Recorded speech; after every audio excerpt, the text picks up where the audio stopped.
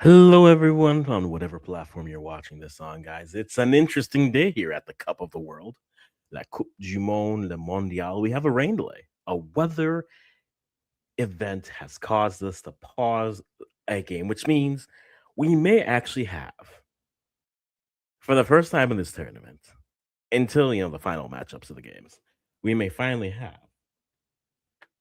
fun times, simultaneous matchups that aren't the final matchups of the game, as we have Iraq and France, who are at halftime, having come out for the second half, waiting for the inclement weather to pass by, and getting started in about 40 minutes will be Senegal versus Norway in a very anticipated matchup. So we're going to be here with you guys as we wait for both the Senegal Norway game to get going, but then also just chilling with this France Iraq matchup until we get to the end. So, guys, welcome to the channel. This is Shape Football. We talk about football and all things from a Canadian African perspective. So, if you like that type of content, or if this is the first time you're seeing me because you didn't know I was on Twitch or you didn't know that I was on YouTube, feel free to hit the subscribe. We're going to be here up until Thursday. I'll explain that what's going on Wednesday. Just a quick detour because it feels like we have an opportunity to do something very interesting.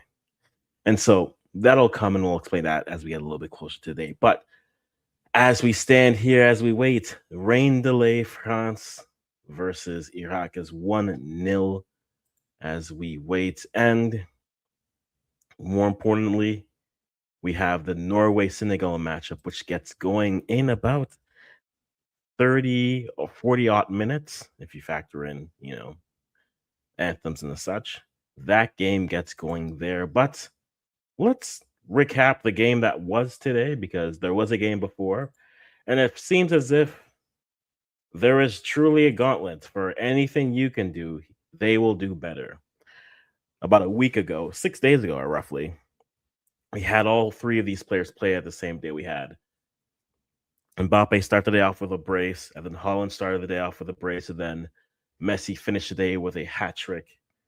And today, Messi started the day with a brace today versus Austria in a game where, honestly, Austria had some chances, but for the most part, it was a smooth sail, a smooth game for Argentina, getting the 2-0 win and effectively getting them on to the next round of competition. So they are into the round of 32.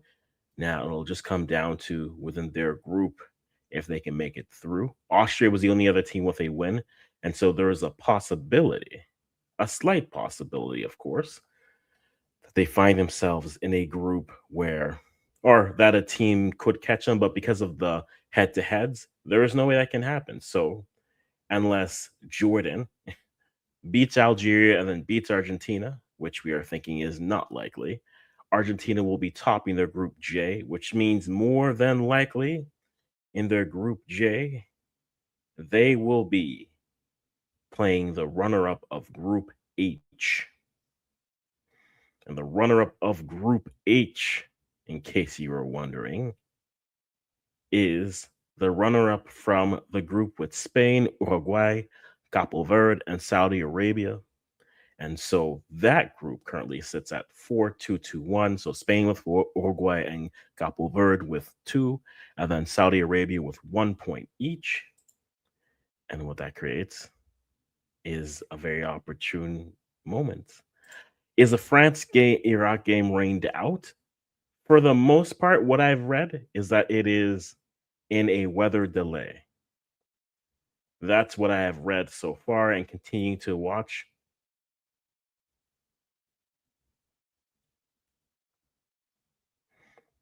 And so that's something that we will be keeping an eye on in terms of what is going to happen with this game, because I feel that if it does continue, they should be coming and playing in within that time frame. But I haven't seen anything saying otherwise. But I will check to be certain. Because if we go to the official Twitter, of the old FIFA.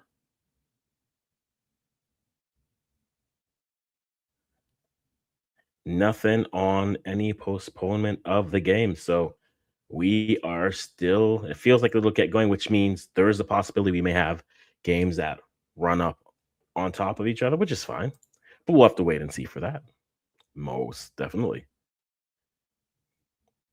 But earlier today, we have Messi picking up a brace after starting to turn it off with a hat trick. Argentina are on, and they're going to be facing the runner up of Group H. So all four teams in that group are very much alive when it comes to Group H. Just to let you know. But we're waiting for that second half of France Iraq to get going. But if that game doesn't, and assuming everything stays on schedule, then we'll be coming back to not only that game, but then also this very interesting matchup between Norway and Senegal because Senegal need a win and Norway could stamp themselves into the next round with a win for themselves as they'll face France in the final matchup. And so that gets very interesting. And that was the game that was scheduled for 8, which is why we came here at about 7:15. That being said, because of that, now we're in this space where no one's really sure what's going on. And we're just going to stay with you guys until we figure out what is going on. And whether a new game starts, a new game ends, whatever may happen, we'll be here with you to see you through till the ball is kicked and the whistle is blown.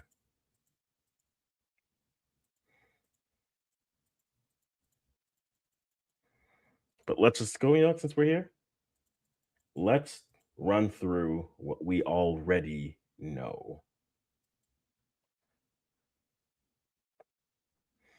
Let's run through what we already know when it comes to this.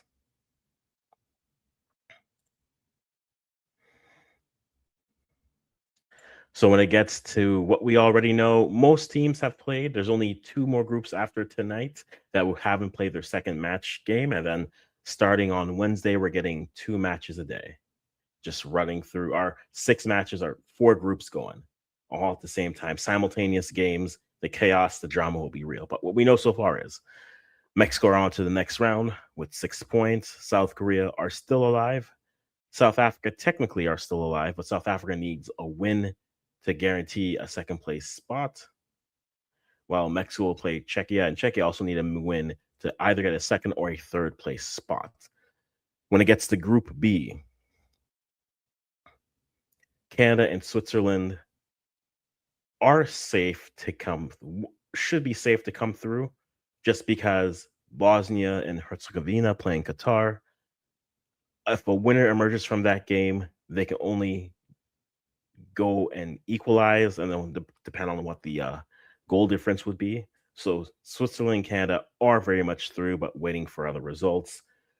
Group C, Haiti have been eliminated because it's head to head. And so Haiti taking on Morocco in their final matchup, Scotland taking on Brazil. First through third are all up for grabs in that group. Group D, US are through. Paraguay and Australia playing each other. A draw gets both of them through, but also a loss should leave the other one in the third place spot. But in that case, Australia is sitting in the better spot due to the goal difference, and then they'll have the head to head. Group E, you have Germany, Cote d'Ivoire, Ecuador, and Curacao. Right now, Curacao are alive-ish, but they take on Cote d'Ivoire as Ecuador take on Germany. And in a win and hope type of situation for both Ecuador and Curacao. In Group F, the Netherlands, Japan, Sweden, and Tunisia. Tunisia effectively eliminated. Again, the other sides, Netherlands, Japan, and Sweden, are all playing for it. You have Japan versus Sweden in a game that'll decide who finishes in second or third. And then Netherlands looking just to see it out against Tunisia. Group G, we saw it yesterday. We were live on the YouTube channel for that as Egypt went from the bottom of the group to the top of the group. New Zealand's still alive, but then you have Egypt versus Iran in the final matchup, and then Belgium versus New Zealand. And winners of those matchups can really go. Egypt are safe through. It just depends if they're going to go in second or in third or possibly first, depending on the Belgium New Zealand matchup. Group H, we saw that yesterday. Spain got a 4-0 win over Saudi Arabia, and Uruguay and Capo Verde played to a 2-2 draw due to goals scored. Uruguay are at second, Capo Verde are in third. Then you have Spain versus Uruguay. Uruguay need a win to guarantee that they'll go through. Though at three, they should be safe. If it's a draw, a 0 goal difference may do it. Will go through the third place spots in the minute here. And then Capo Verde, a team that, if you've watched my YouTube channel, you know I've been, hey, ooh, this is good to know, good to know, good to know. Looks like they're back in the tunnel, which means, hey, we may have simultaneous games we don't know, but we're starting to go.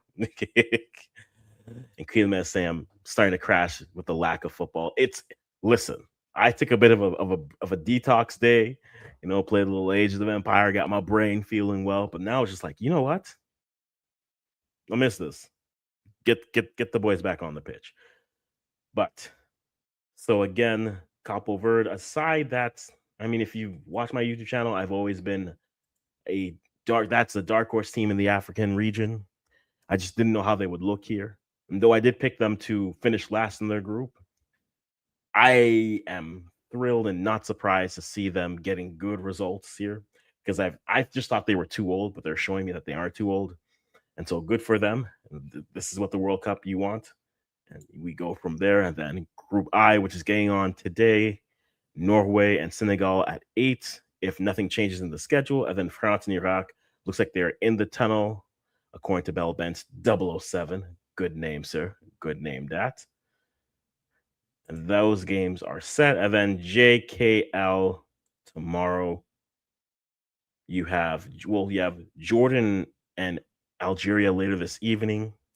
And then you have Colombia and DR Congo play, and then Portugal and Uzbekistan. That's a matchup for Group K. And then England and Ghana, and then Croatia and Panama are the matchups for tomorrow. So, with all that being said, all that scrolling, all that life, that is what is up. That is what is to play. This is what's to boot. And so, because of that, that is what we know at this point. And to give you what the third place standings are at this moment, with all but 4 teams who factor into this play, right now you have Sweden at a 0 goal difference, 6 goals scored. That's what they took a 5-1, then they gave a 5-1, then took a 5-1. And then Scotland are drawn there with a 0. And then you get into the negative scores with a win. So Paraguay get a -2, but they got the win versus Turkey. Then you get the 2 draws and then the draws, right? Capo Verde with 2 draws, Belgium with 2 draws, Portugal, Czechia, and Ecuador have 1 draw each. Bosnia has 1 draw, and then you have Panama, Senegal, and Jordan with no draws but still alive.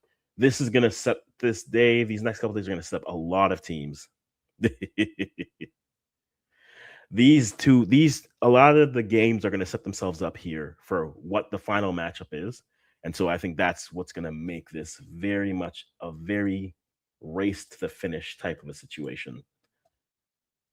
Belbent. Well, I appreciate that. I appreciate that you're enjoying the channel. I am. I certainly am. I haven't seen a game that's needed a rain delay, but the rain was coming down. If people are or aren't familiar with CONCACAF, the only thing it was giving back memories to was about 2 years ago, they had the women.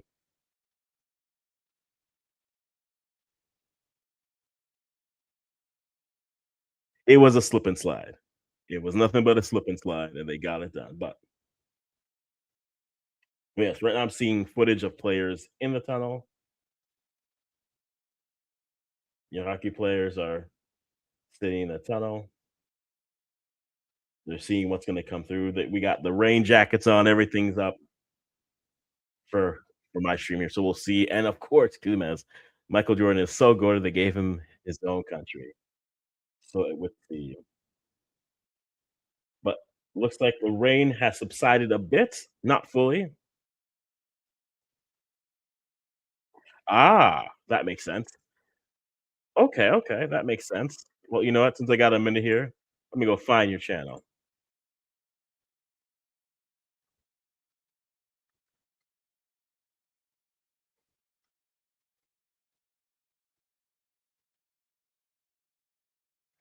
Since we're there, let me go find your channel here. Give it a little bit of love there. But yeah, so yeah, we got warm ups. Looks like they're gonna get it going. It is still raining, not as bad or not as much of the thundering and lightning that is happening. See some fans who are sitting there wondering what's happening.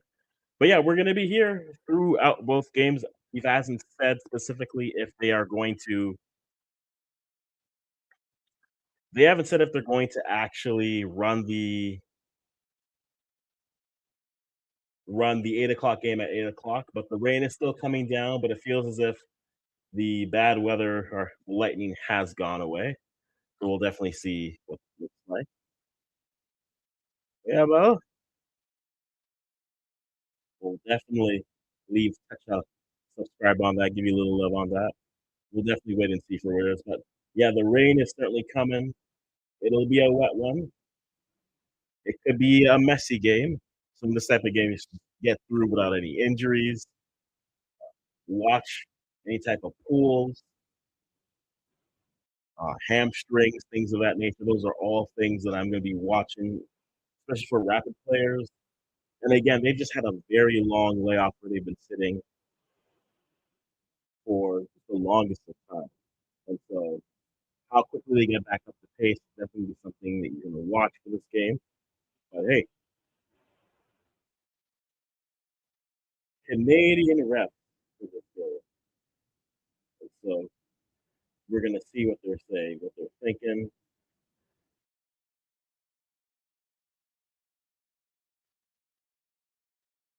Yeah, but it feels like they're going to get it going here. So, as it stands, we just got some more people bearing any type of the weather event jumping in. They should get going. And I'm going to keep on refreshing to see if the start time stays the same. But if it's the case, we may have a situation where we have two matches going on at the same time, in which case you'll see me just being, this is what the ADHD was built for. This is why we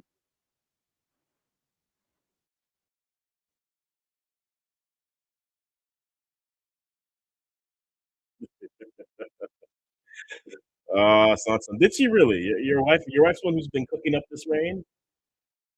Unbelievable. Unbelievable. Yes, a hella rain in New York City. My Wi-Fi is out using man. It's we had a little bit where I am in Canada, we had a little bit of rain, but it wasn't too bad. So I get it. But yeah, this is the type of rain that you would wear goggles, man.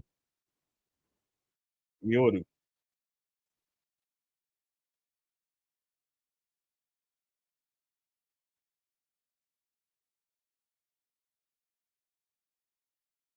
right? This would be the game for Edgar Davis, man. Edgar Davis would have the glasses on, clipped on, goggles ready to go. That man would live for this type of game. Everyone else, you're just running and it's just raindrops in your face. Stuff. Edgar Davis would just be living in this type of yeah, we're seeing this will be very interesting to see the aftermath of this. And it looks like the pitcher's holding up so far. So that's good at least. But yeah, we have another 45 in this matchup, and in less than 45, we have two games coming in. So we may find ourselves in a situation where, yeah, at least the parade is over and done with. So let's see. Ooh, actually, I'm just looking at it. The pitch is actually a little waterlogged. We we may be we may be into a or we may be into a space where we're this is a slip and slide. Oh yeah, you can see the patches. Ooh, Yeah, you could see that. Yeah, the water's starting to come. This again, I haven't seen a pitch this bad in a CONCACAF tournament since, truthfully, Gold Cup W 2024 USA versus Canada. True, true, true, true, true.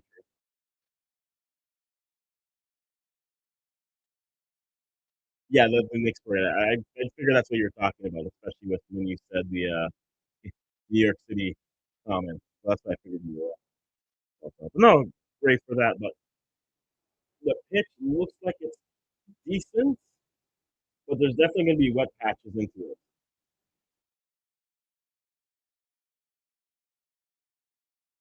But there's water everywhere. This is going to be tough. We're going to see what the drainage system is here.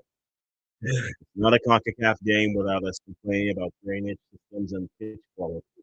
We can never escape it. We really can't. We can never escape it. Truthfully, we can never escape it.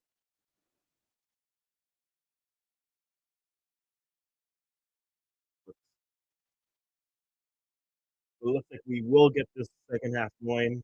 Every indication says it is. So that means we're just going to be here. We're going to be here talking about this game as it goes, and we'll be here talking about the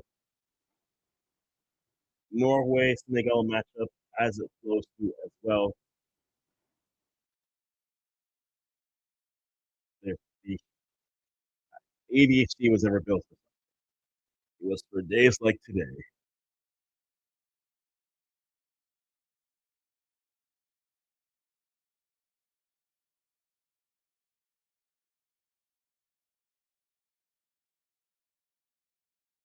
We're going to be watching this and see what comes of it.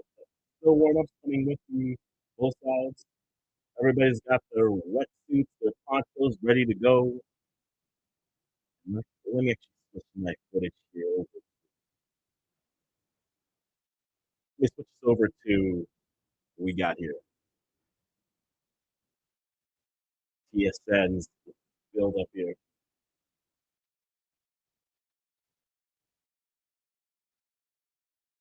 Yep. So we are about 7 minutes away from kickoff. Is the time.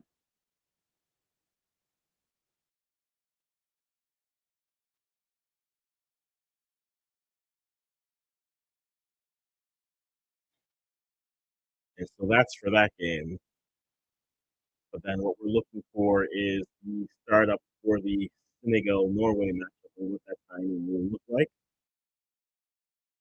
We will definitely keep an eye on that. But again, we could have chaos and two games happening at the same time. So again, for everyone joining us, 7 minutes till France and Iraq get going. And unless something has changed in 17 minutes, we're going to have some 16 minutes to change. We're going to have Norway and Senegal getting going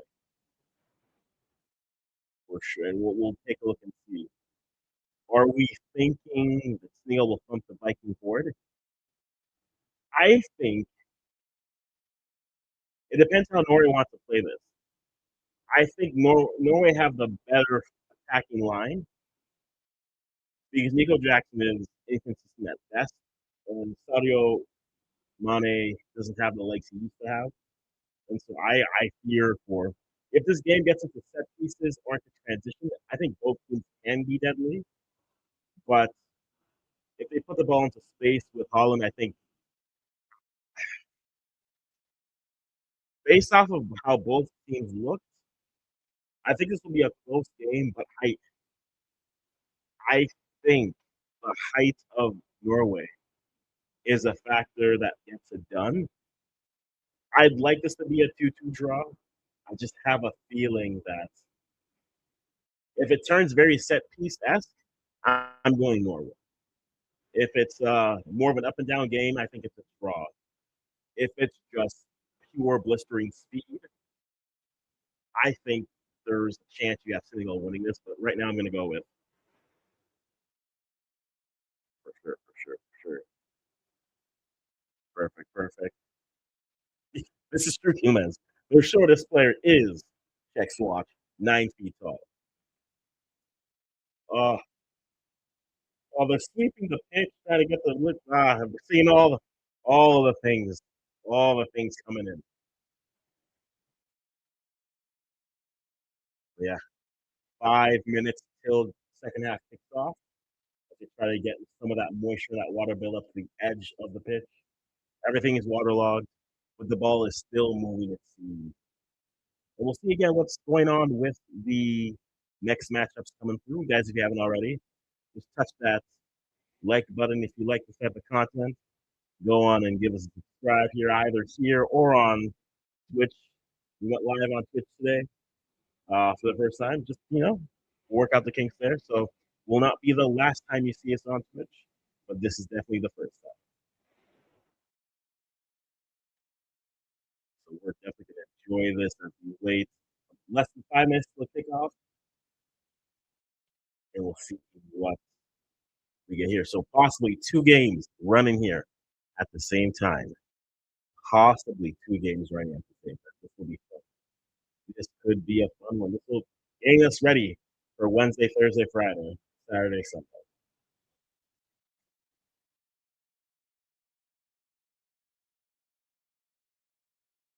Most definitely. Let's get our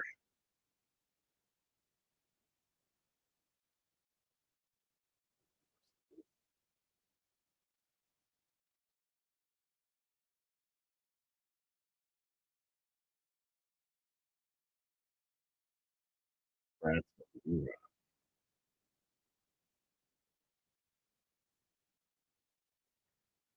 As we wait. So again, at stake for both sides.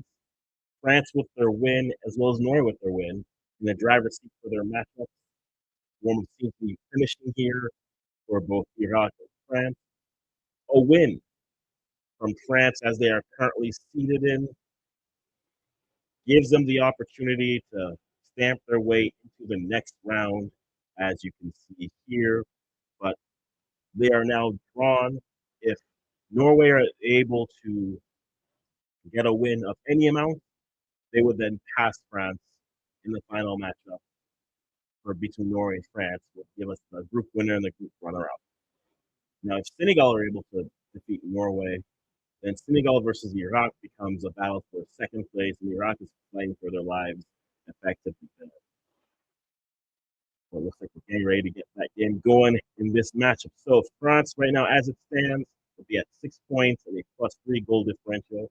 If the result stands, we are getting ready to get going here. The pitch is wet, but we are out here.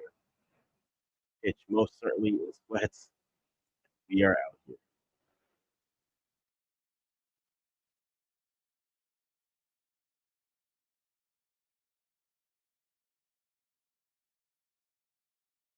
Yep, definitely feels like it could be a very wet slip and slide type of day, but we'll be there for it. So that game gets going, and waiting for any updates. Nope, those games are happening simultaneously. So Norway, Senegal will be going off at 8 as scheduled. So we're gonna have double screen footy. Double screen footy is what we will be doing today, and I'll do my best to keep you guys up front of what's going on.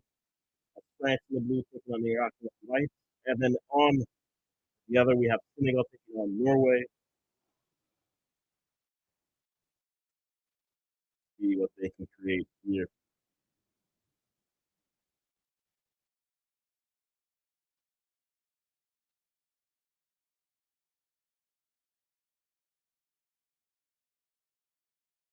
So much, so much football about to get going in these next 10. Most definitely. So we got in Senegal and Norway, we got Senegal in the white kits, white bottoms for Norway. I feel like it's going to be the red top. So we'll definitely keep an eye on that. Here we will be. Here we will be.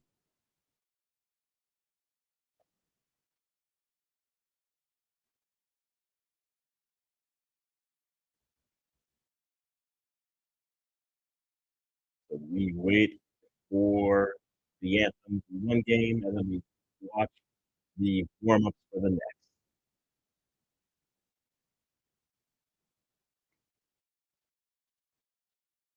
certainly going to be a great. It's going to be a jam-packed little bit of football happening here, and we'll do our best to keep you abreast of what's happening. That's what we do. I will be doing tomorrow's games. I'm going to be doing. I think I'll do one game, and then. So what I typically do is I take it, I jump back in at 9 every night, 9 Eastern time, just to give a quick recap of what has happened, and then have a live stream games happening as it goes. And so I will be here tomorrow for the England Ghana game, and then I'll come back at 9. So right before the Colombia DR Congo matchup to talk about that. The games that were before, so the Portugal Uzbekistan game, and then the Croatia Panama game, and then we'll watch most, if not all, of the Colombia DR Congo game, and talk about the games that were before. So like guaranteed every night, 9 p.m. You've watched it too many times. That's why it's starting to bother me. Right. So I hope that answers the question for you, Bella Bent. And so I'll be back here at 9 p.m. Eastern for that. But yeah, when you've heard the same music come through, or as my sister messaged me, was like, "Why are they playing the Chicago Bulls intro music after the anthem?" I'm like, "Listen, you were in the '90s. It's okay. It's okay."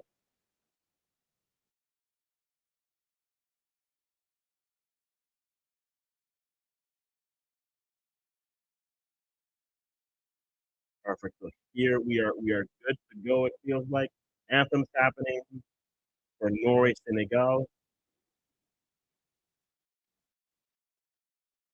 Senegal might, by experience, think that they are the favorites, but this Norway side is a hungry and a tall side. So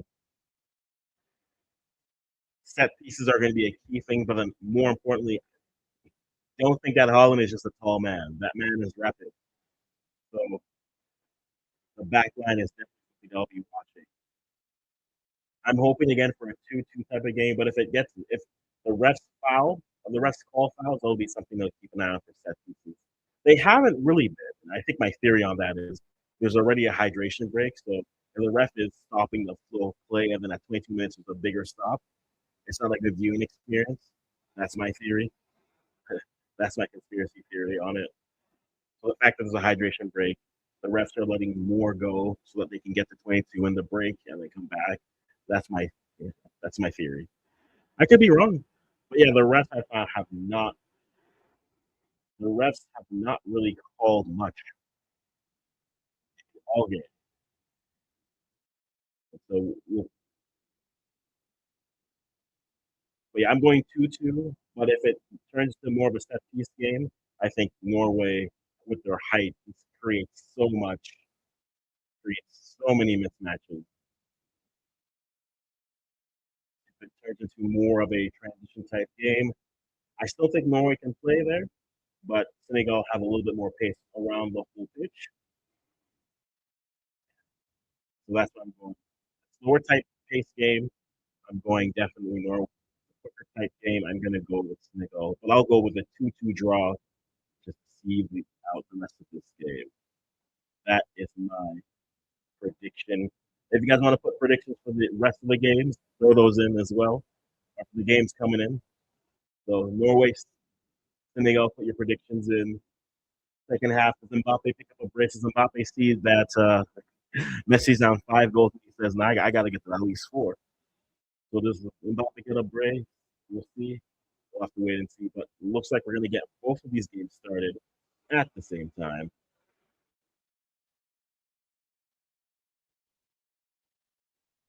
We will keep you updated on all. All right, so let me get this chaos stream from my left stream.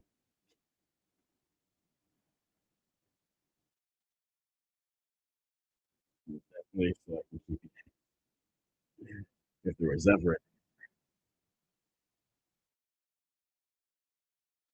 today is the day for ADHD. Also, easily distracted.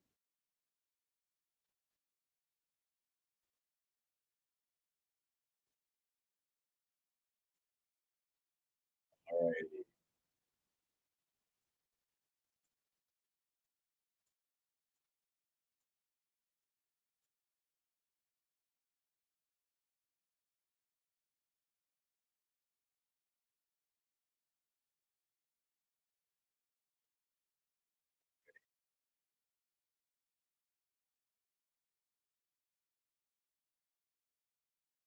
alrighty, alrighty,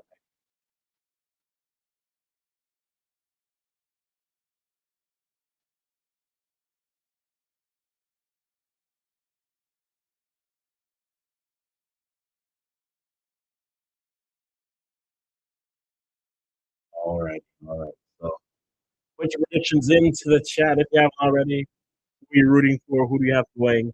We going to we have 2 games going at the same time.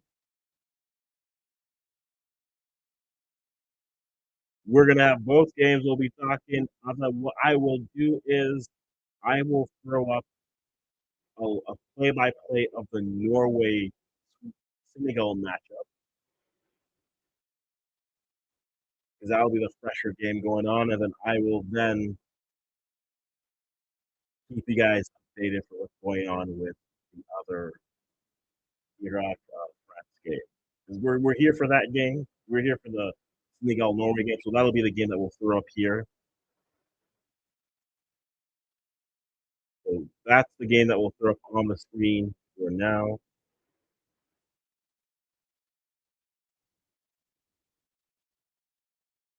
So that'll be the game that we'll throw stuff into. And then the next games we'll sit there and keep you guys going. Again, lineups real quick for Senegal, Norway. You have Nyland, Ryerson, Roger, Hagen, Wolf, Strez, Berge, Odegaard, Sorloth, Holland, and Musa.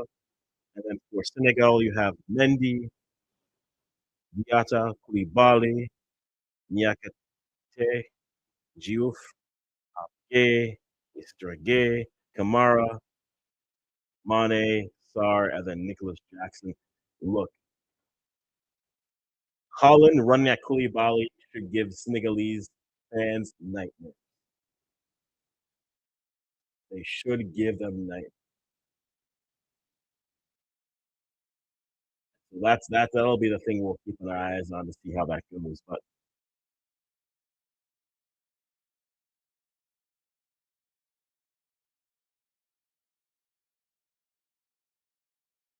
all right,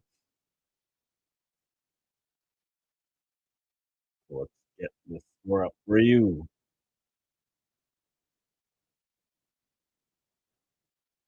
Perfect. So in a minute here, we'll throw it up for you.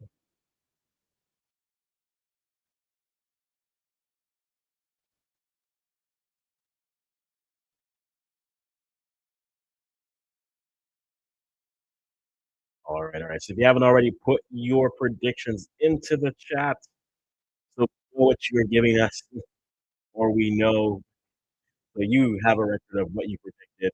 Come back and say I was right, or come back and say, look, I was almost right. Live that life there.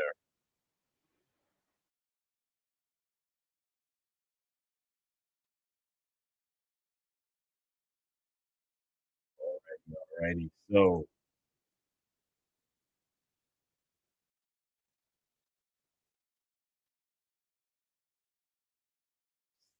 all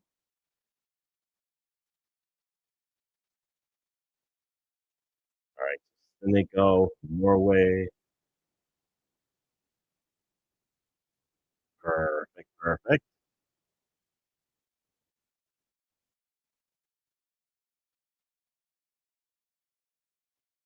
Alrighty.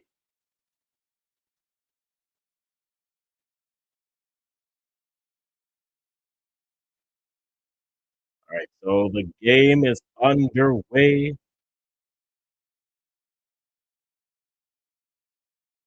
No, for sure, for sure. It's a very fun. He's a very fun guy, as they'd say.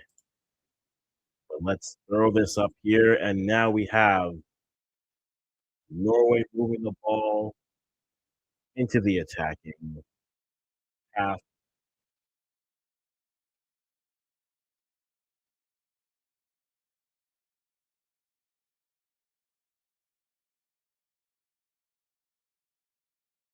Deep throw coming in for Norway. Looking to see what they can do with the throw. Again, reminder, 5 seconds for throws. So deep throw coming in.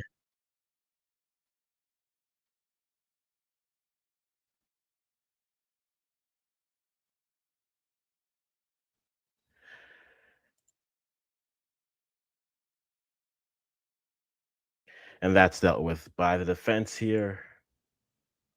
For sure, for sure. Yep. Cheryl Swiss agreed it'd be good if Jackson scores. Yeah, he came close against France. Will definitely be a good it would definitely be a very good confidence builder for him. And then hoping he scores another goal on to do his train. Oh, the discourse around CR7 this World Cup is very fascinating, and, and fans around him as well. But still, 0-0 is the score. As Nusa has a shot that comes in that's off target. Oh, we're getting a corner for this set piece coming immediately for set piece coming in here for them. Let's see what they can create in this set piece opportunity.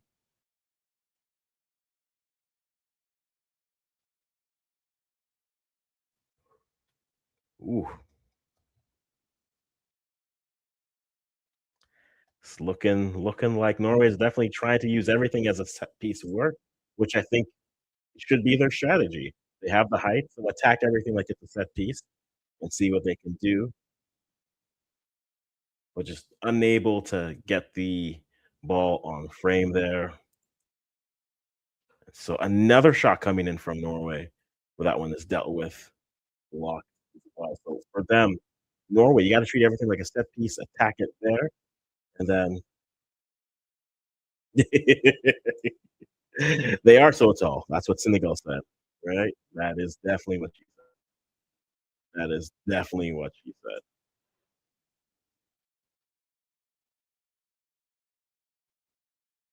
But it's a very colorful stance here for Norway versus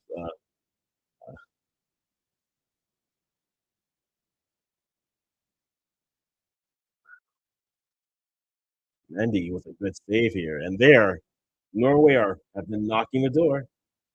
Norway are knocking the door. A good save by Mendy just to start off there. Very good save.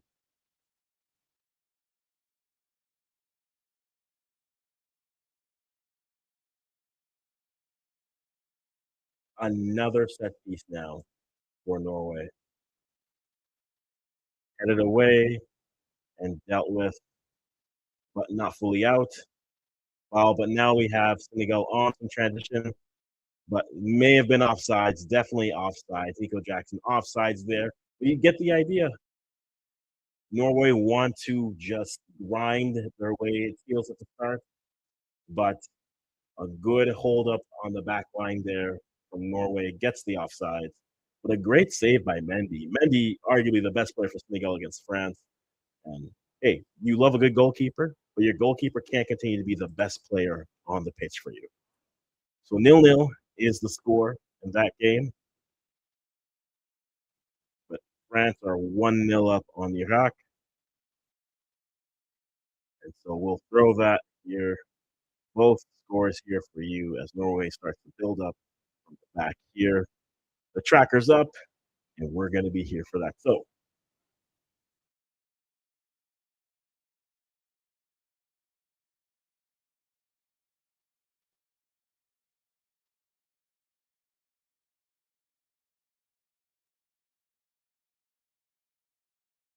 still 0-0, but Norway are definitely bringing the knocks at the door to see what they can create. But as it stands, still 0-0, and then 1-0 starting the second half.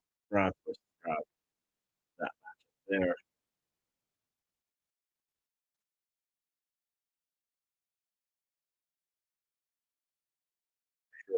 I think we're going to see. I think a really interesting thing that I also want to see, which I think is going to talk about, is giving you all the updates for these games.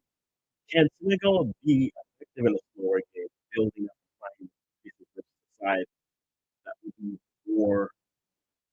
assume physical due to their height and the prowess, but they're definitely gonna bring the action. They need to avoid set pieces at all costs, though, not just corners. Oh, Mo is watching for sure. Mo is definitely watching.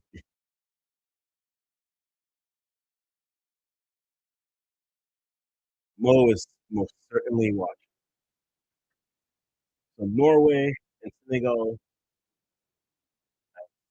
Norway are building up here. You forget how big Sorloth is, and then you see him again. Like I forgot how big Sorloth was, and then I was watching Norway versus Iraq, and he was saying, "I'm like, is that a man's head at his waist? Come on now." It, it's certainly something, right? Mbappe just couldn't connect on a deep ball in that game, so still 1-0 Iraq, France, but then Norway trying to slowly build their way up on a throw-in coming in for Senegal. We still no score, guys. If you're stopping by, drop your predictions in the chat here, whether on Twitch, whether you're here, and also leave a subscribe to it. Or if you want to know when I'm here, so you can be there, or know when I'm here, so to not be here. Whichever you, we're gonna live that life one way or the other.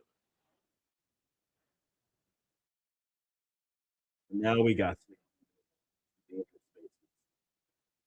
Can they create this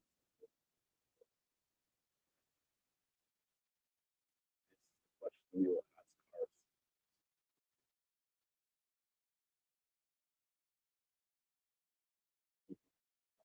here?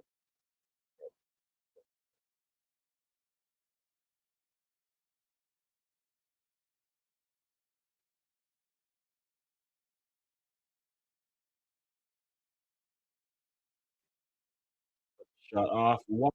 Just can't get to okay. So seeing that chance again, yeah. Senegal, if they committed one more into that space, could be go. So a nice warning shot from Senegal after Norway started off. Well, they could have pulled off, but no one adventurous, no one daring enough to get to that goal. I think that's what put them in. But as I was saying before, I love a good color contrast. So with the Senegal versus Norway, you have the red for Norway on one side of the pitch, you have the green and white for Senegal, and then you have it around. You love to see the colors. You love to see the colors blending in when it comes to most definitely. But into the ninth minute, we are still no score. Norway still playing,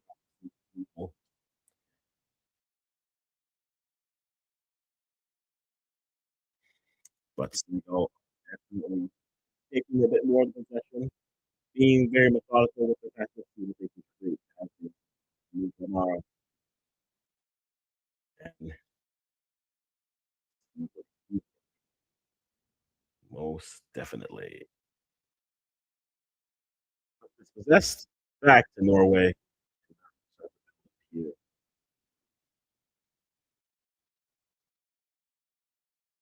in the game, play, cross it too deep, not good enough. So,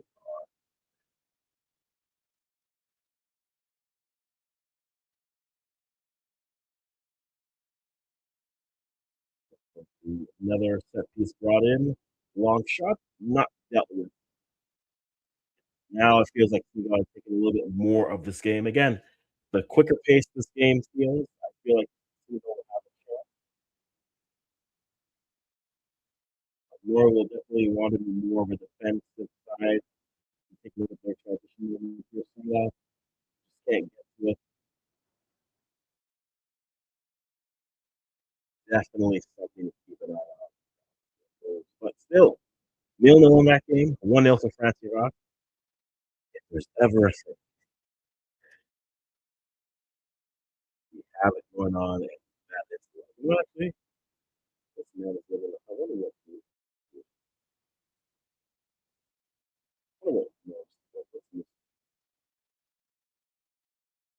I wonder Mbappe Mbappe has his brace, ladies and gentlemen. Mbappe has his brace. He just scores on a bad pass back by Iraq. That scores now 2-0. So Mbappe has his brace. As we update that for you here.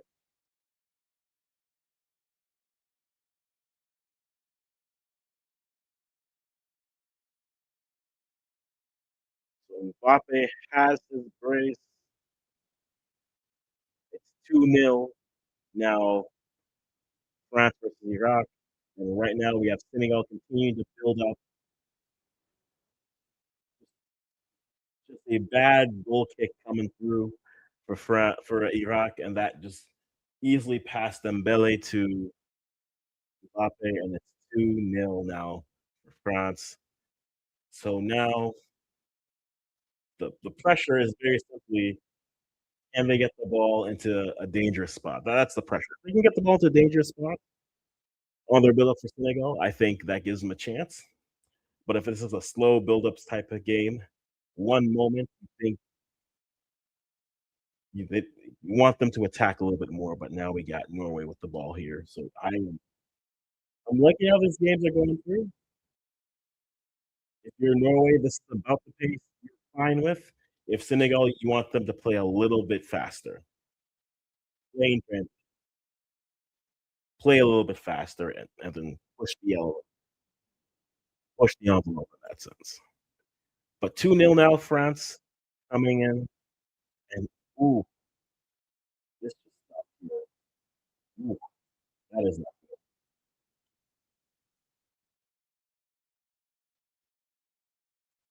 Let me give you this information for you because this.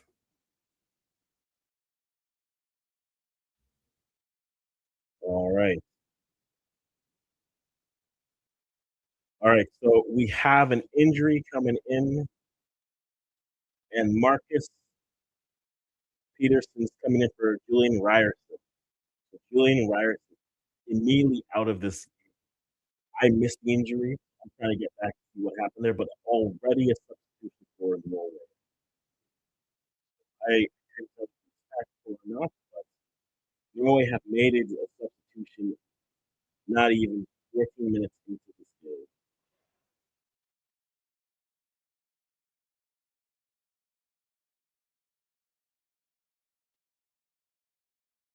So right now, Senegal are getting to spots with just the defensive line are definitely doing their job to hold up, force some traps, some outside traps for them.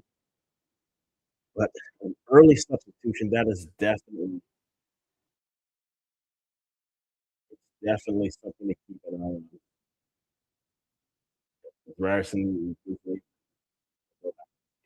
definitely was favorite. So now get the substitution.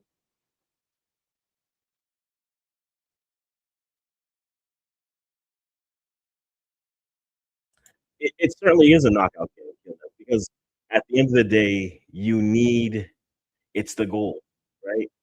With one team at 3, entering your final day with more than 3 gives you some room, at least guarantees you get through it.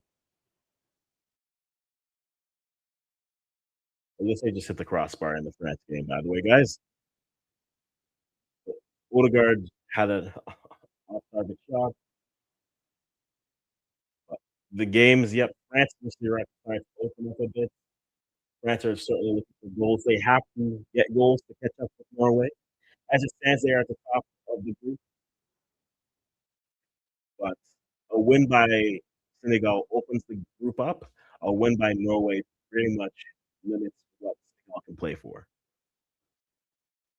And so Senegal certainly need the win, and we'll see what they're able to do here.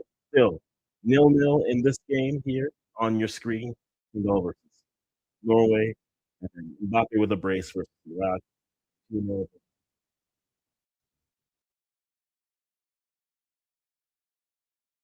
All right, so we're seeing them.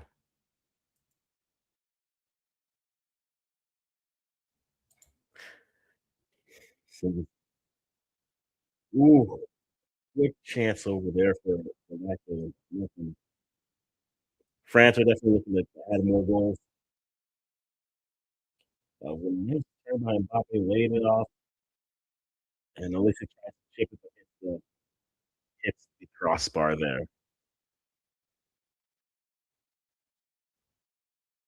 Um, close on that shot, but,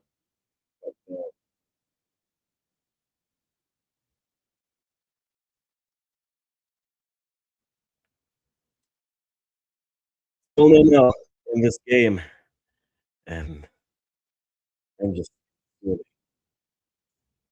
and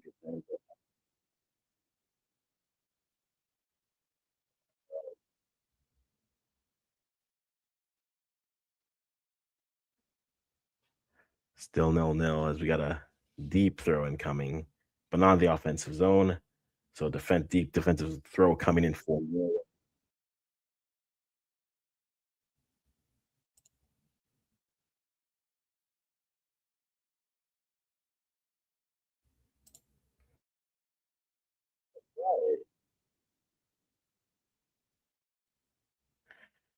And yeah, Senegal in their best interest to push the pace a little bit.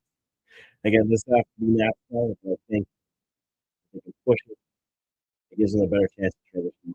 But the slower proddering, the more it feels like a set piece battle, that's where Norway will come out.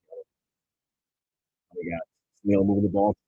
Opportunities. Lamine, the middle, lay it off. You have him. Okay, out wide, and across, and get the crossing, get the crossing, back to the middle.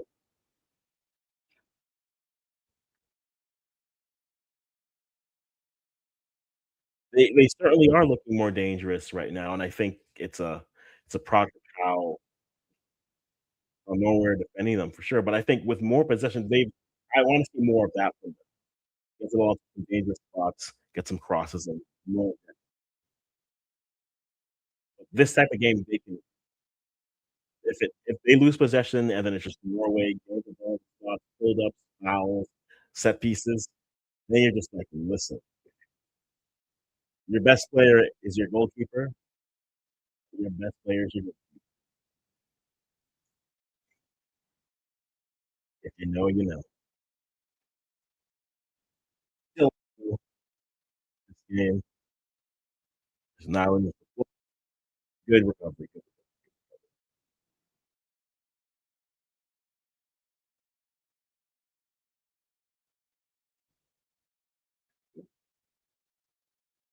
And yeah, and it's also a product for they're looking good, but Norway in they are comfortable dropping their defensive line that deep when they are in defense. So it does limit a bit. They don't have the legs to really spring transition like that. But at the risk of leaving too many free runners into the midfield, I understand the logic of it. But still, you would really want them to not be as compact or as compressed and trust that they can defend into those spaces, and then Garrett's gonna be able to beat them that way, which they have the ability to do, don't get me wrong, but I think trying to find those transition moments will definitely be there for Norway. They have to be set up for them.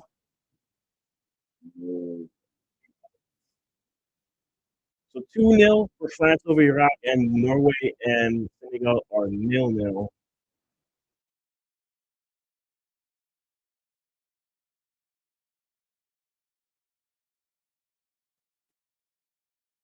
Everybody be everywhere. So that's the score. Let me watch. This will make life so much easier. All right, a little bit better from there from Norway, just building in that transition, but unable to make anything from it. Senegal back with possession.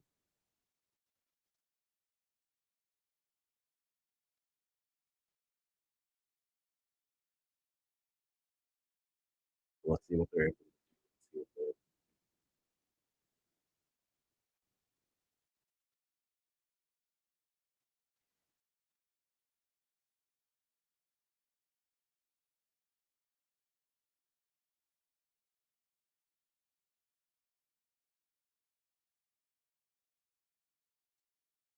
Perfect. All right. All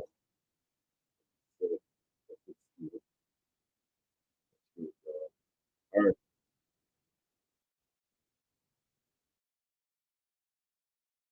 right, so Norway knocking on the door. I gotta reboot this because my stream is lagging.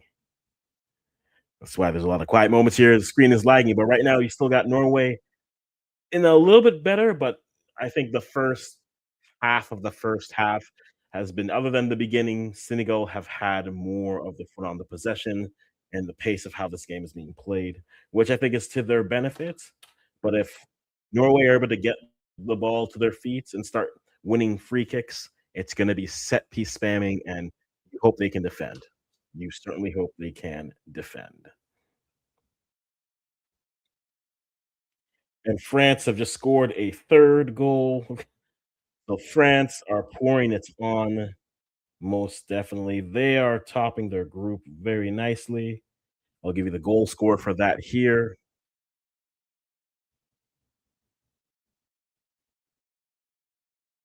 in a moment.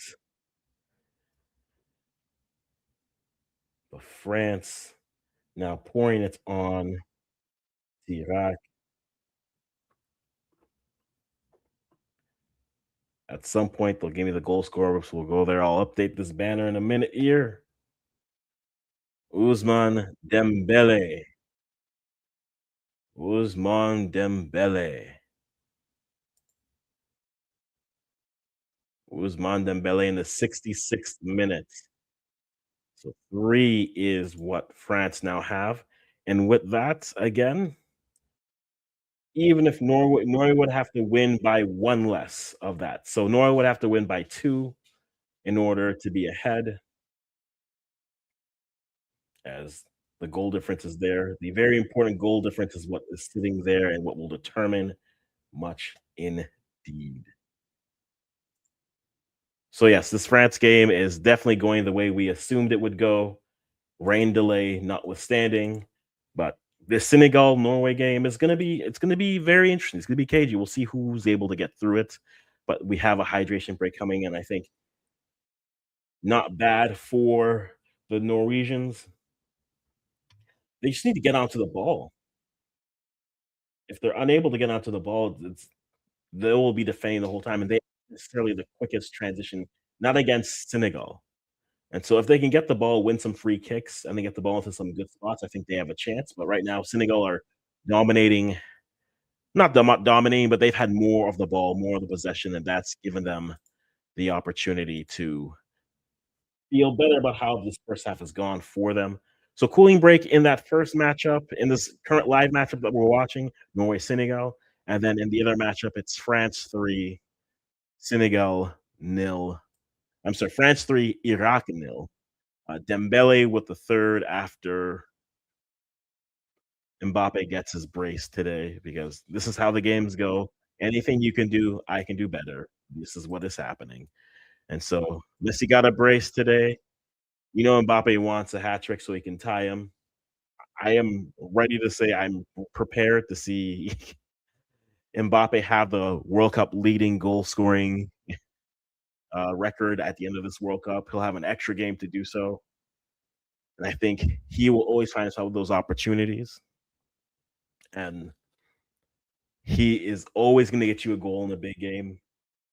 And we've seen him always perform in some big moments. His team may not always win, i.e., his team's in the Champions League, but he will always show up in those big moments. So I think definitely he will give himself that opportunity to go through. But so far, haven't heard much from Erling Haaland yet. Haven't heard much from Sorloth. Odegaard had a shot here that was blocked. But right now, for Senegal, Norway, Senegal have been more on the ball. They've been dominating a little bit more on that possession. And the stats do show that 62 to 38 in possession are the stats here, even though the better chances have come from Norway off of their set piece. 3 total shots to 2, 1 goalkeeper save for Senegal, no saves for Norway as of yet. 4 corner kicks for Norway, 1 for Senegal. They have to convert on those chances for sure. And as you can see, everything just feels like the stats are telling the story that right now Senegal have had more of the possession. Even the attacking momentum is showing that as well. And story as well. Peterson can continue Or Peterson came in because Ryerson couldn't continue. It looks like that thigh injury is still bothering him in that space. So still nil-nil in that matchup as we get the ball moving here again. Both sides here.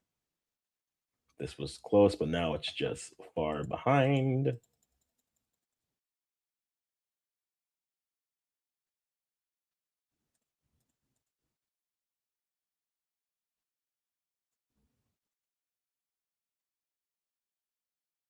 Perfect, perfect. So going in that second half is Mendy possessed, going to pop Gay and see what they can do. Again, at the pace that this game is going, this is how Senegal would prefer get their goal and then go back onto the possession. But the Princess of Norway has got listen, sir, I will trust your judgment and your listen, you have stories for days. Well done. I haven't seen it. I haven't seen it. I will say that on the commentary of the looks like we could have oh Nicholas off target. Come on, Nico. I know. I wonder in the sense of the pace that this game is being played. Not to say that Nicholas Jackson is a better transition striker, but I wonder if he can stay like he hit the post against France. And so he's been knocking on the door.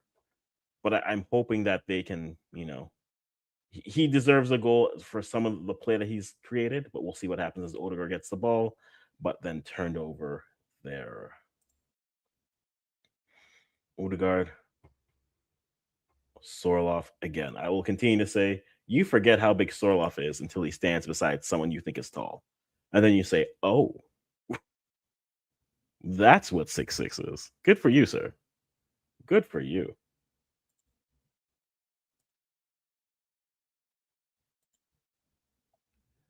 Already, already, already. Let me reboot my stream here.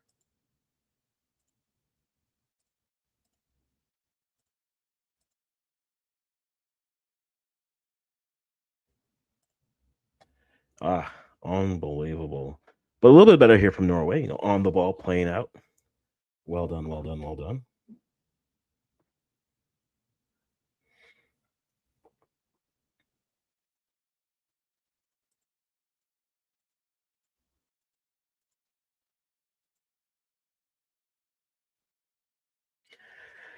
Come on.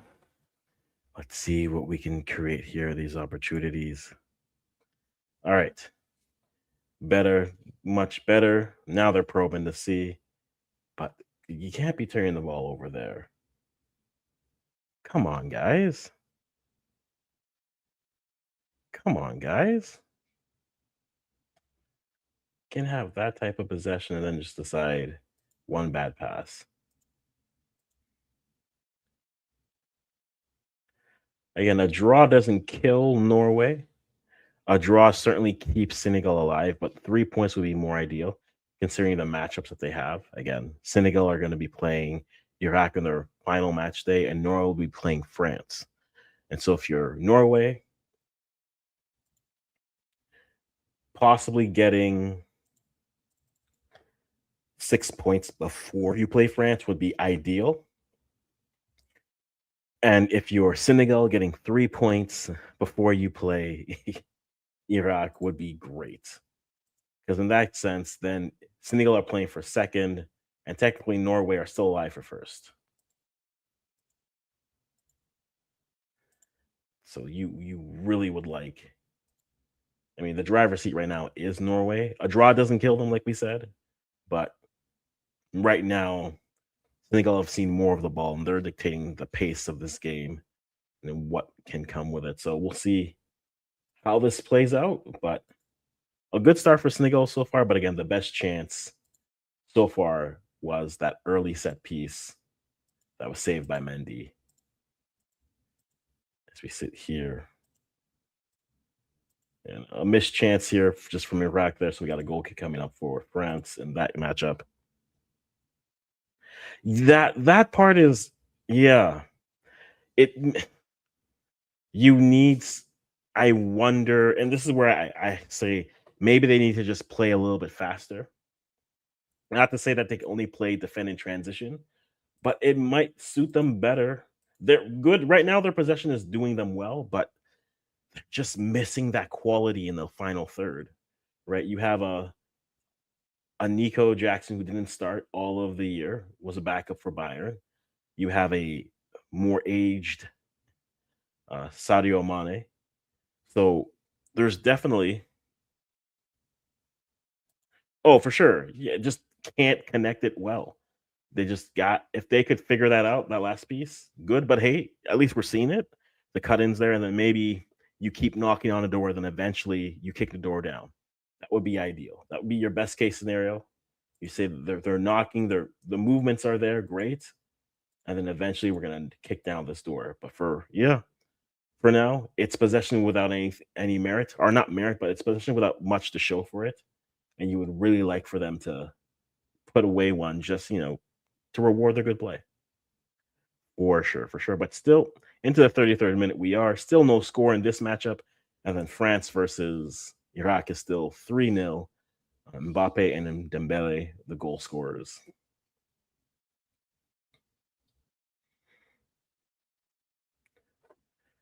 Okay, Norway, show me something. Show me something.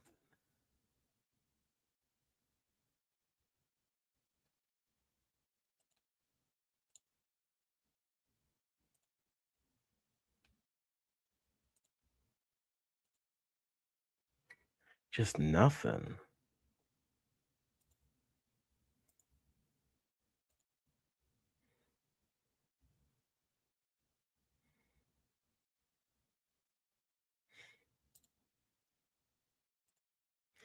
Still, but better possession here. Better at just holding onto the ball at this point. But now let's don't do the thing where you pass 5 times, then you just launch it to someone else. Don't do that.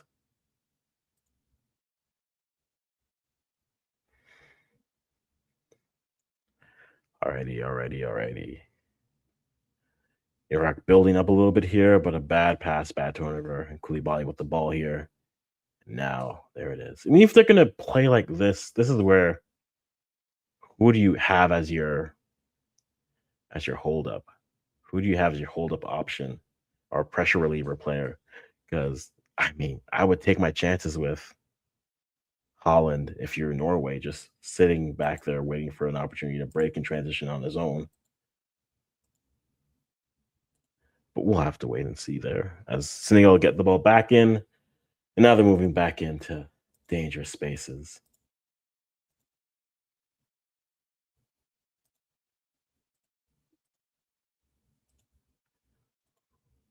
Still 0-0 is the score. And now Senegal back in possession. They're going to build up. Good half for them so far. Other than that first 10 or that was first 5, and just a wasted cross, wasted deep run. Good idea trying to get someone into that space, but nothing there. Still 0-0 into the 35th minute. We go to grandmother's house and to the likes.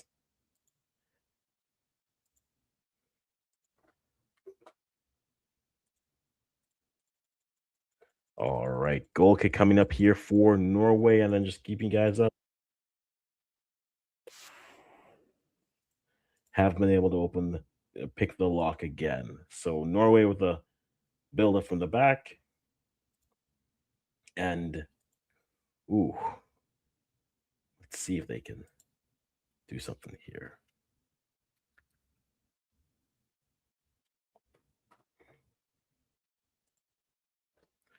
Let's see if they can do the thing.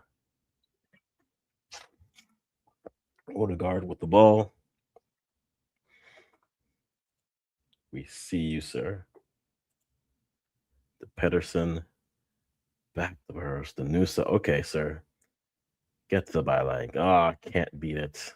Dispossessed. Koulibaly with the ball. And Sniggle back.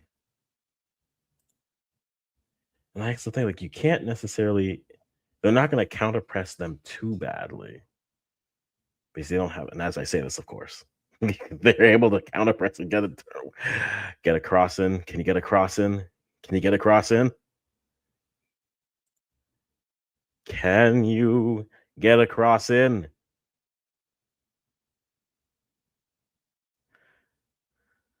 Odegaard, come on.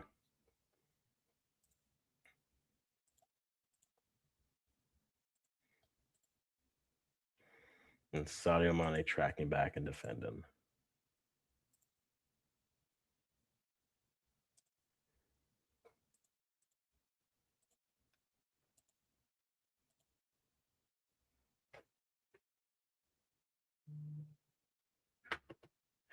Nothing is more stressful than your phone going off in a game because you have no idea what's going on.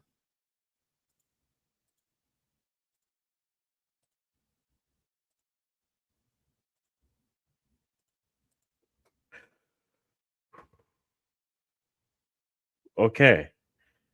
Okay. We got a shot off, but blocked. Okay. You're some signs of life here from Norway. Not bad. Signs of life from Norway. Not bad. 38th minute here in this game, and we're in the 82nd minute for the France Iraq game. Still 3-0 in that game. It's still 0-0 in this game. We'll see. Come on, come on.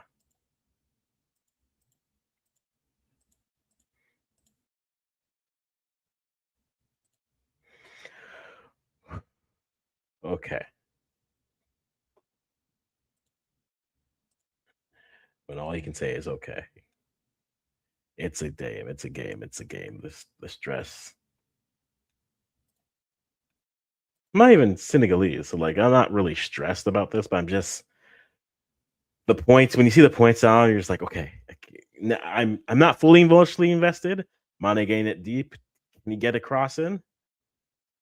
And the shot off target by Idris Gate. Again, Senegal have looked the better side so far, which to their credit is what they need to do. They need the 3 points. Norway would love the 3 points. A draw doesn't hurt Norway, like you said earlier, but a draw certainly puts, yeah, the draw makes it complicated. You want a winner in this game one way or the other. Sorloth Pedersen. Let's see what they can do here.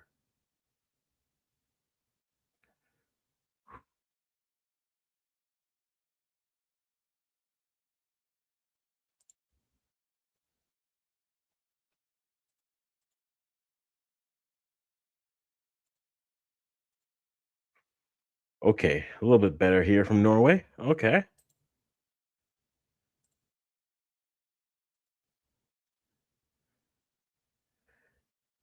Against Sorloth. Just a mammoth of a man here.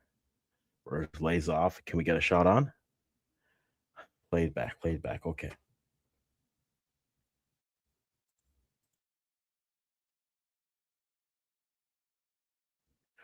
Ooh.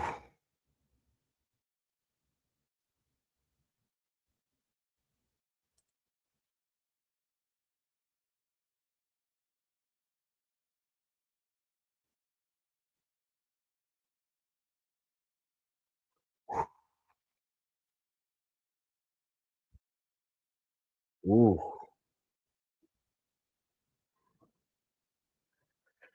All right. I'm gonna stop. I'm gonna stop trying to refresh this and just living my life where I'm 2 minutes behind. And this is the life that we're gonna live. Okay. Odegaard with the ball. Let's see this. Let's see this. Let's see this.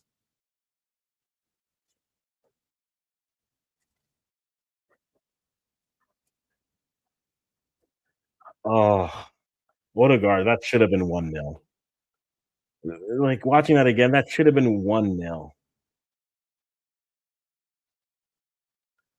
A good layoff by Holland, but that should have been 1-0. Again, to make the comparisons for the games, this game feels what's it called? This game feels like the Cote d'Ivoire Ecuador game where you have Ecuador who had all the possession. In this case, it's Senegal with the possession, but the more dangerous chances were coming from Norway here. And so they're certainly creating their chances, but just unable to break the deadlock here. So 0-0 still. Norway with the better chances, but unfortunately, Senegal with a few crosses that no one could get to, and the score is still 0-0 as we go.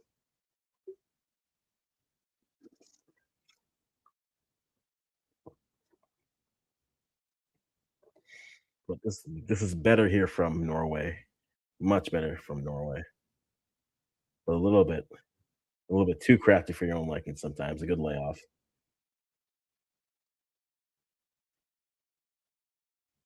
Ah, just off on that action.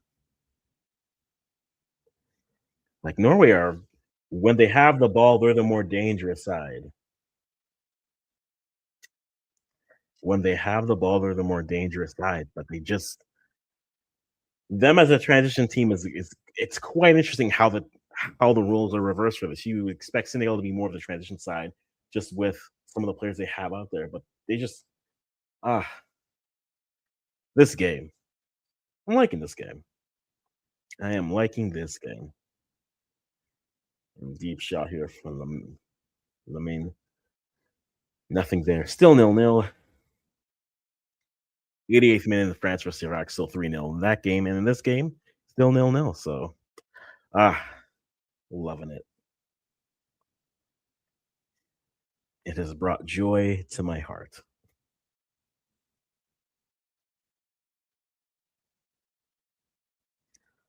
But yeah, that's just and there it is. There it is. They've knocked. They've had chance after chance. They've knocked. And if it stands 1-0 for the Vikings. If it stands 1-0 for the Vikings.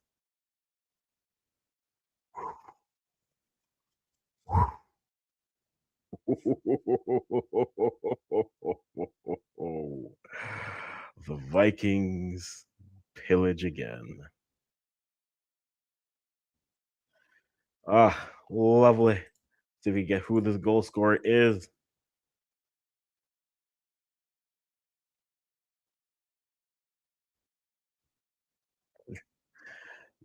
You find. Listen,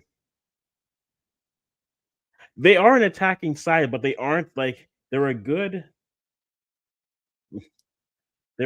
counter-attacking side. Don't get me wrong, but yeah. Yes, we thank Odin for all things, apparently. You've oh goodness me. And then we got Nelson jumping in here, sir. Oh, are you this is I told Musa, I told you Mo, what did I tell him? I you told said, him that this is the team you need to worry about. And this is the team that yeah, matches up really well against them. yeah, Oh, Pedersen with the goal. dude, they look so disjointed, the Senegalese. Yeah. I'm gonna be honest. I don't understand why you'd play Lamine Kamara and then play him as a 10. Like, makes no sense. He's There's played his whole time as a 6. mhm, Why you play him as a 10? Those are two different those are two different elements of how to play the game. Those are two different attributes. One, the game is in front of him. The other, he has to look back. You can see he's basically pedestrian the whole game. yeah. Like, he's been completely um removed from the game. I Mhm. think if you're going to um play him as a 6. But this, I'm going to be honest, the coach is the issue. The The Senegalese coach is the problem. He saw multiple mistakes in the first game and just went, no, I'm not going to change anything. You look at the Ivory Coast coach. The Ivory Coast coach noticed Ulai yep. came in and Ulai changed the game, right? Mhm. What do you do the next game? Ulai starts. Mm-hmm. With this guy, Mbai was the best attacker last game. Yep. Mbai doesn't start. You know why? Because he doesn't want to bench Mane. He doesn't want Yeah. to bench. I understand why he doesn't want to bench Sa, because Sa's pace is more important. But then why don't you play Sa as a striker and then Mbai as the right wing? You'd have rapid players, or you know what? Bench Mane. Like it's that simple. And Mane had one great cross that he should have That someone should have got to the end of, yeah. someone should have gone. Like, I don't know why Sa went, he cut in when it was clear that he was crossing across across a box. But hey, again, Senegal showcasing that they suck in front of European teams at the World Cup stage yet again. It's Steph said it well. Norway have just made better decisions in transition. Like, no, dude, the goal came from Koulibaly yet again playing kamikaze football yet again. yeah, He made one attack where he carried the ball and then trips, and he looked at the ref like, "What are we doing?" He tripped on Ismail Assar. Like Koulibaly was. Can we be honest? Koulibaly was good 4 or 5 years ago. Heck, even before that, before he went to Chelsea, mhm. when he was in Napoli, that's probably like 7 years ago. That's prime, yeah. Yeah, that's a long time ago. Dude, you have Malang Sarr on the bench. Go get him. You know, if you didn't have another player, that's a different story. But yeah, It's no, Liam Mill at least he tries to attack. He doesn't fall over. the layup for you, sir. The layup for you. No, but yeah, it's again, we're not gonna whether you take the friendlies well or not, but that's now part of the sample size where I say, what's your decision making in your midfield pairings? It's been atrocious. I remember I said this. I called it during the.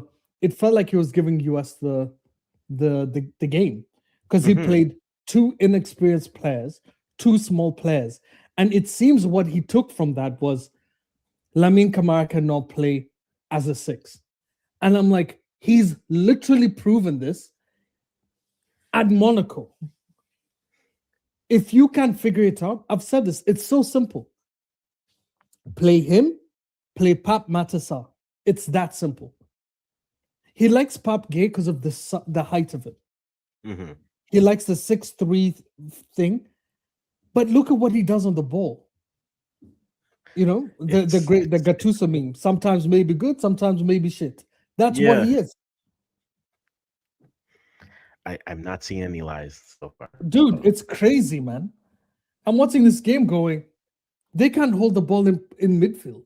They're getting overrun in midfield, by the way. You know what we're talking about, the Liam Miller thing, Quill, as you would love, how he always cuts into midfield. Nowhere doing it, but the reason they're doing it is because Pape Gueye wants to attack. First of all, okay, Idrissa Gana Gueye needs to go. Like, he's been a good servant. He's actually not been that bad this game, but he lacks the pace. He's good in a deep. He plays for Everton. They play a deep low block. Yeah. Pep Thiao's trying to play an expansive system. Idrissa Gana Gueye has never played that. The last time I played that, I think it was at PSG, where he failed.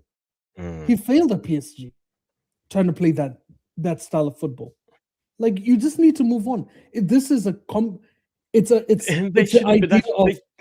idea of experience works instead of what you have in front of you. It's not about experience. It's about who works in a team. Sorry, keep going. No, I'm saying they Norway right before half should have just scored 2 there, and like they are. Dude, they should have scored multiple goals. Agreed. This game should be like 3-0. That Odegaard chance, thank God it landed on Odegaard. If was so like passing it to Haaland, Haaland buries that every day. Every day. I'm sure Haaland was like, how the hell do I put the ball on a plate like that? Like, here, score, please. Please. Odegaard just they've No, had honestly, now we just move on. Ivory Coast, Ivory Coast is our only hope. Ivory Coast and the African hopes are Ivory Coast and Morocco at this point. I don't care about Morocco. I care about Ivory Coast and Ivory Coast and Cabo Verde. I'm only Now, those are now, my now, two now you're options. Cabo Verde. Now Now you're I'm Cabo Verde. deep Cabo Verde, deep in Okay. there. Yeah. No, they played like yesterday. They played well, man. Was it yesterday or the day before? They played really well. It was The yesterday. passing was great. The sleek passing, um, very very good gameplay. But this, and I said like the issue. I kept saying this. Senegal rely heavily on the fact that they're a big team. They rely on the fact that their entire side is giants, and that now they face true giants. They Yes. face guys who was the average height of that. What I say? I said every long ball is guaranteed. Solot is It's going to going to the win, Vikings. or Yes. Haaland is going to win. It was I am. This is the first time I'm seeing a European team play long ball on an African team and win, and win. They're winning everything. All they look so tired. I don't know if maybe they had a crazy training session because Paptia was pissed, because that could have happened too. Yeah. But look, I'm trying to create like freaking reasons for this guy. This guy's an idiot. Hey, he orchestrated one of the best tournaments for Senegal. But at some point, you have to look at the guy and go, so you're just going to use the same team that did that for you the first time, this time around. You're still going to rely on the same players who did that for you. Come on. They've got us this far. Yeah. And now you're not playing Sudan. Okay. Sudan is still in that. You are not playing Sudan. Stop with this. But let me show you guys the stats here because I just did the thing where I didn't show it to you. So 1-0 is the score, and also just to confirm everyone, France did defeat Iraq 3-0, Dembele, and then Mbappe with a brace, because this is the way that day goes. And so that goes. The expected goals that, I mean, one is, yeah, whatever. It should have been more. 3 big chances to 1, agreed. 8 total shots. Yep, 3 saves to 1. 3 saves for Senegal versus that. The fact that possession is at the hydration break, possession was about 28 or no, it was 38-62, and it's 50-50. Again, in transition, I made the comparison, and maybe this is the wrong one, but I keep on going back to that game, the Ecuador Cote d'Ivoire game, where it's not that Senegal have been poor in possession; they just lacked everything in the final third. They've been poor. No, this isn't the France game. I'll tell you why. In the France game, they created plenty of opportunities. Plenty. This game, they didn't create. They created. I'm not joking. The one really good chance was the Mane one, where if anyone touches that ball, that's a goal. Anybody, whether it's a defender or a striker or a winger, that's a goal. Okay. And by the way, I disagree with Stefan. If you actually watch them in AFCON, they dominated everyone. They basically dominated every team they faced. But I do agree with your second comment, where you said teams can punish their mistakes. That I agree with. That is true. They're used to, we'll create, and then we'll create 6 chances, 6 very good chances. We'll score 2. At the World Cup stage, you need to create 2 good chances and score 4. No, like legitimately. Look at other teams. Teams are creating 1 good chance but 2 goals. And my issue is Lamine Camara. You see why? Do you know why he's taking shots from deep? Because he's good at that. He's actually good at that. But the problem is you're playing him as a 10. Like that's an instruction. You're taking one of the best defensive midfielders in Ligue 1 and putting him as an attacking midfielder. This is misprofiling at its finest. This is, the whole putting round round pegs and square holes. This is Square holes, yeah. exactly it. Here's a fun fact. Ismail Sarr plays as a 10 in the 3-4-2-1 for Crystal Palace. So he's technically a 10. Yeah. So actually what you should do is play Sarr as a 10, who's a free roaming 10. He can go to the wing, he can go further forward. You let him free roll. Don't force him to stay out wide. You know what he's doing? He's doing the most like stereotypical African bullshit, which is fast man, go outside. Do you know what I mean? Like, no, seriously. Yeah. It's doing No, the but I mean, stereotypical shit that we used to see back in the day. It's we've got a fast man, put him outside. Sadio Mane, he's our captain. We can't bench him. Sadio Mane can be benched. Mbai is better than Sadio Mane at this point. Bring Mbai in. Move Kamara deep. Pap Gay has done nothing for his height. Bench him. Kamara and Gay are not good enough. Put Gay out. Bring in Pap Matissar. That is a valid defensive two midfield partnerships. Koulibaly should not be in this game. Get him out. Bring Malang Sarr. Koulibaly played poorly last game. Remember when we were talking with Mo? And Mo was like, we're looking at everything that's going on back home, and everyone's attacking him. And I was like, he's still going to play. He's like, no, Malang Sarr's going to come in. I'm like, are you sure? And he's like, yeah. The amount of hate he's getting, he's going to make changes. Look at this coach. Stupid coach. And he won't change him. Koulibaly almost costed them like 3 goals this game. 3 goals. And the sad thing is, this is a good team. It's actually the good people look at Ivory Coast as being good. This is a better team than Ivory Coast. They are so in their heads, and the coach is making them fail. It's that simple. And it's upsetting because I'm like, this should be an easy win. And guess what? Here's what's going to happen. Look at me. Look at me go into my magic freaking ball over here. I'm going to find what exactly is going to happen. My 8 ball for you 90s kids. I'm going to go to my 8 ball and figure this out. The 70th minute, this coach is going to bring in Mbai. He's going to bring in maybe Ndiaye. He's going to bring in that other Ndiaye. He's going to bring in the Ndiaye midfielder, right? Not the Ndiaye winger, the good one. He's going to bring in Ndiaye, the midfielder, who's garbage. Pat Matissar is sitting there going, who the hell is this kid?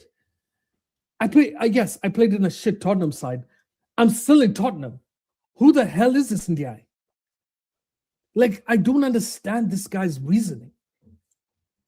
He's he's a good coach because he was a good coach before. But where I'm going to agree with Stefan here is, you know, when you have a good side and you might think it's easy for you to win, look at what Portugal is doing. They've got an elite midfield, but they don't play the ball in midfield. Why? Because the coach doesn't know how to set them up. He doesn't know the best system, doesn't know how to put the best players in. Still focuses on older players like Bernardo Silva, like Ronaldo. He's still focusing on the wrong sets of players. This guy's doing the exact same thing. Koulibaly's a freaking dinosaur. Pap Gay, I rated him at Villarreal, but he's poor now. If you're having a poor game, get him out. El Hadj Diouf, I actually feel for the guy. He looks lost. He doesn't know whether to go forward or to go back. It's so disjointed. It's okay. You're not that guy. Do what every other freaking African side is doing. Play transition. But you can't play transition with Mane. That's why he's not doing it. Donut. Would they? Would They Ivory wouldn't. Coast? Stefan, they wouldn't. I'm telling you. This Senegal side would move to them. This Senegal side beat Egypt 1-0, held them to 4 shots in a semi-final. 4 shots, bro. That Ivory Coast team would get beaten by this team. The problem is, in every single level, they have insane quality. Stefan, go watch when Ahmad played El Hadj Diouf. When El Hadj Diouf at West Ham and Ahmad at Manchester United. Ahmad could not dribble past El Hadj Diouf once. The whole game, he didn't pass him once. They wouldn't beat them. They have good players, but they're players who are playing in a kamikaze system. Both defensive midfielders want to bomb forward. The center back wants to bomb forward. The fullbacks want to bomb forward. There's clearly no tactical discussion here. It's vibes. It's assess the game as you go. It's very much, if we have the ball, they're playing as if they don't fear that side defensively. Exactly. But they've been eaten in transition the entire tournament. Yeah. And maybe they just don't see it, but it's not as if like it's hubris now. Now it's on the they've been, you know, the whole, like, they've drank the Kool-Aid. They believe they're so good. They believe they're so good that they can beat anyone. I agree. But you can beat everyone. You have to. The way France will play Norway will be different from the way they play Senegal. They have to respect they have to respect Haaland. They have to respect Soloth. They have to respect Nusa. So they will put more players on them. These guys, on the other hand, there was a point, I swear, I wish I could record this. I'll go back. We can make a video on this, bro. I'll help you. I'll freaking edit it. There's a point where Pap Gay, the ball is played long, okay? It's played to Solo. Yeah. You can see Pap Gay tell Niakate to go get Soloth. All right? Soloth cuts into midfield, which is whose job? The freaking midfielder. What does Pap Gay do? He's jogging. I'm like, big man, it's your job to cut that guy off. Niakate can't do everything. Because when Niakate is because that's what Soloth wants. Soloth wants Niakate to go into midfield, and there's a pocket of space behind him. Yep. And they're lucky that Odegaard is in poor form. They're really lucky Odegaard from Arsenal has been in shit fucking form. Put your money on whichever side money is. It's going to be a long day. Yep. Facts. That's true. I'm not denying that. But Mane will be clipped up by Diouf, bro. Their best player has been Ahmad, by the way. Ahmad has been Ivory Coast's best player. It's not Yan Diomande. Everyone's hyping up Yan.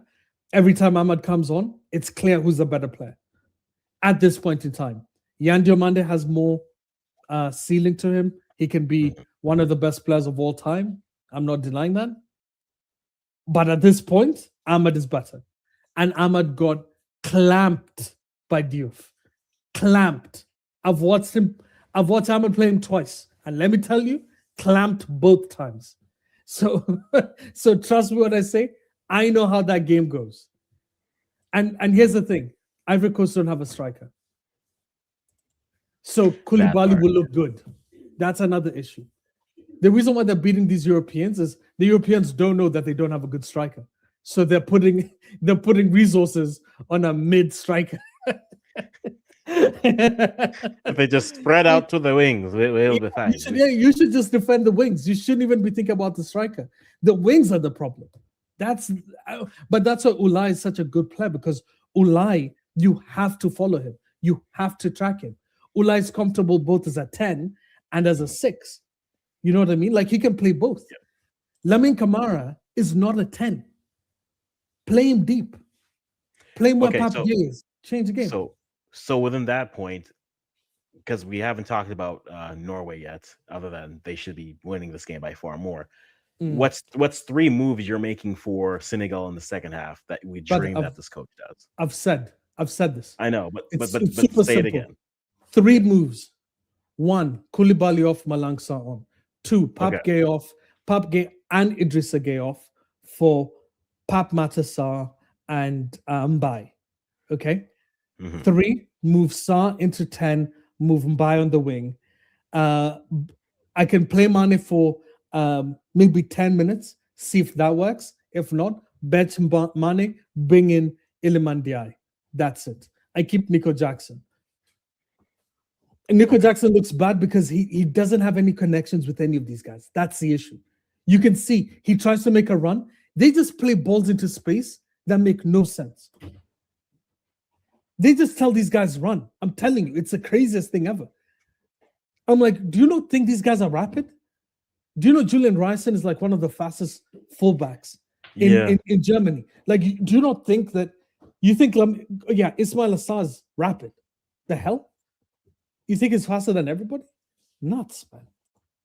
It could be. I'm showing more passion than that stupid coach. Any changes? No, Koulibaly's still starting. What a Yep, it's the same 11. Same. Yeah, 11. I told you. What did I say? I said 70th minute. Watch. 70th minute. And is it me or do they look tired? Am I crazy? Do they look knackered?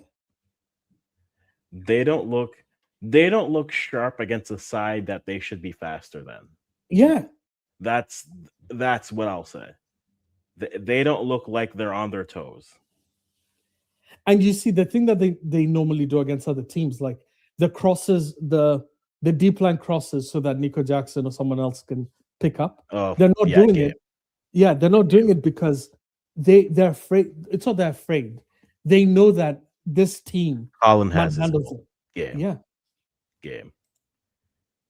What? Holland has his goal. Game. Wait, you must be ahead of me. I have what the hell? I am ahead of you. Wait. Shockingly. Wait a second. What the hell's going on? You're never ahead of me. Oh, I changed it. Yeah, I see the goal. Yeah, it's a wrap. Let me see the goal. Where did it come from? I'll let you experience it. What I tell you? What I tell Mo? I'll let you experience. I told this guy's Did we not call this out? Oh my god, man! Did we not call this out? Where's Mo? Which stream is he on? Why can I go talk shit to him and tell him, yo, can you fire your coach now? Can you fire him mid-game? Honestly, is it possible? Hire me. I'll give you a winning team right now. Just hire me. Give me 2 seconds. I'll make 3 calls and watch this game be won. Imagine thinking you're good. We have Koulibaly. Like, imagine this version of him. Dude, he was so shit at Chelsea like 4 years ago. He was shit then.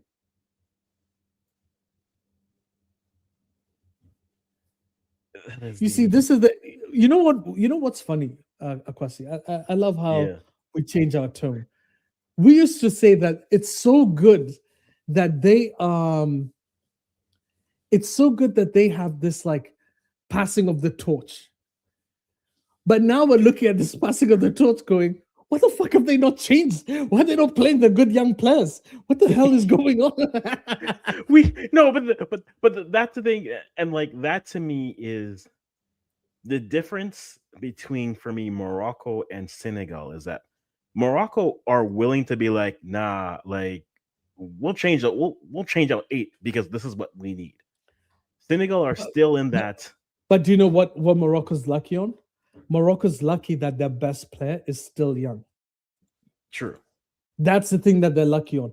You know what? We will have this conversation the next World Cup when Hakimi is 33 and broken. If he's not playing, Morocco have done something. They have, so that people don't understand, Stefan, Mo is in witness protection for a freaking reason. Mbaye is like Mbaye. France wanted Mbaye in their starting team this World Cup. That's how good that kid is. And they're not even starting him. This is crazy. Hey, you know what, Stefan? You're right. They weren't playing Ulai in the AFCON. He might as well actually overrun this midfield. You know what? You're right. I'm acquiescing to you. I'm done with this, man. Bro, I left my mom's house speeding speeding at 100 kilometers an hour for any police officers listening to me. I was speeding from Niagara Falls to freaking home to watch this silly game telling my mom, "Hey, oh yeah, you know what? Senegal are gonna win. You went and bought tickets for Senegal, Iraq. What a clown! What a joker! You're gonna watch a game when the team's got knocked out. What a waste of money! Listen, What a waste of money!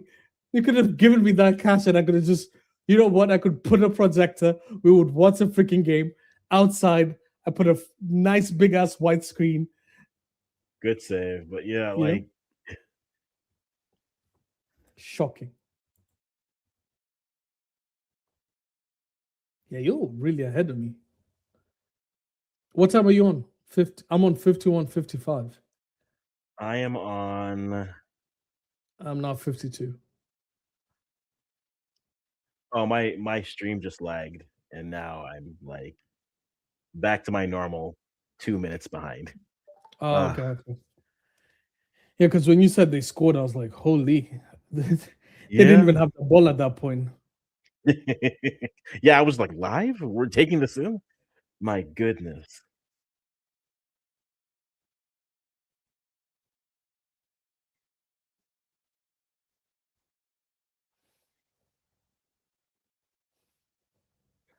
Okay, now And they we're waking scored. up.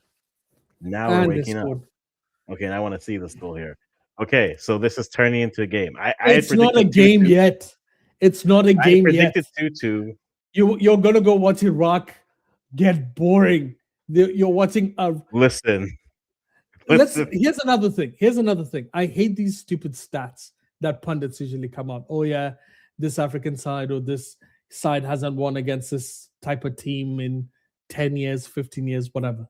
I hate those stats. But the fact that Senegal have been knocked out by every European side that they face is so Mm. boring. I need that shit to end. I need you to get knocked out by an Asian side. We need to end this bullshit. If you lose to Japan, I actually hear it. This Norwegian side, Mo, Steph, Quill. Can you tell me if this Norway side has even been impressive? Because I don't think they have. I just think they just look at a team that's mediocre. You know what I'm saying? Like it's like the Mexico South Africa game. It's not that South Africa were good. So it's not that Mexico were good. South Africa was shit. Mm. What? Buys. Alrighty, so So 2-1. so they made a change. Yeah, I'm gonna give you the change right here. The change for Jacob Fombai. Who the hell is Jacob? interesting.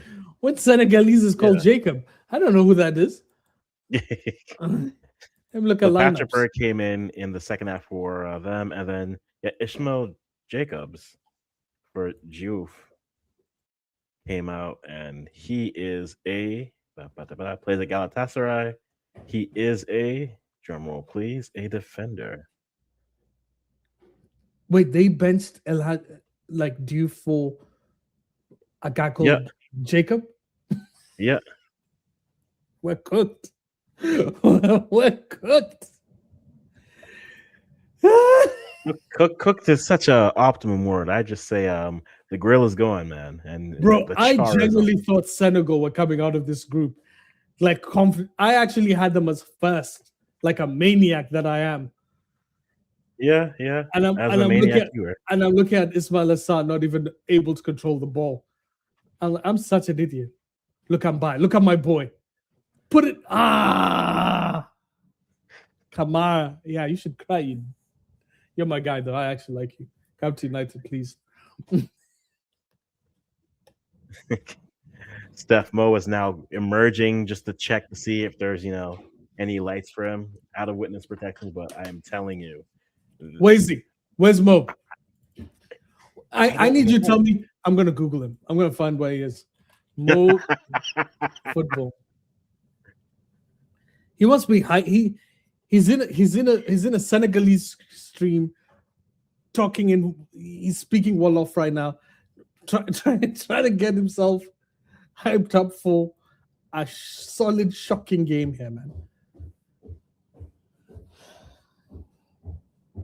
Well, let's see what Mo Football's got. He's not even live. He's not live. Oh, he must be offside. He must be offside. But he's not offside? What?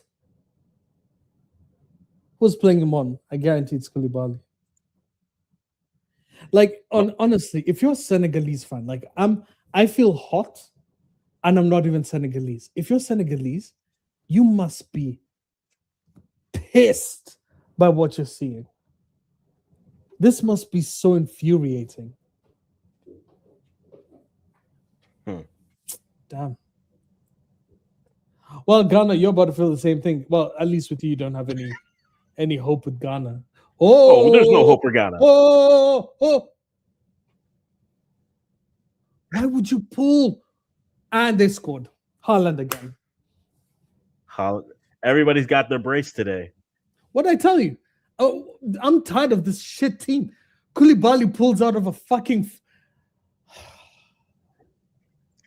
Breathe, sir. But I understand the frustration. I'm not frustrated. You know what I am? I'm looking at this idiot of a coach who I told you he's going to wait some time to bring in by. He pulled out Jacob, who I don't even know who Jacob is. Jacob and Co over here with his shit watch. I actually saw his Richard Mille.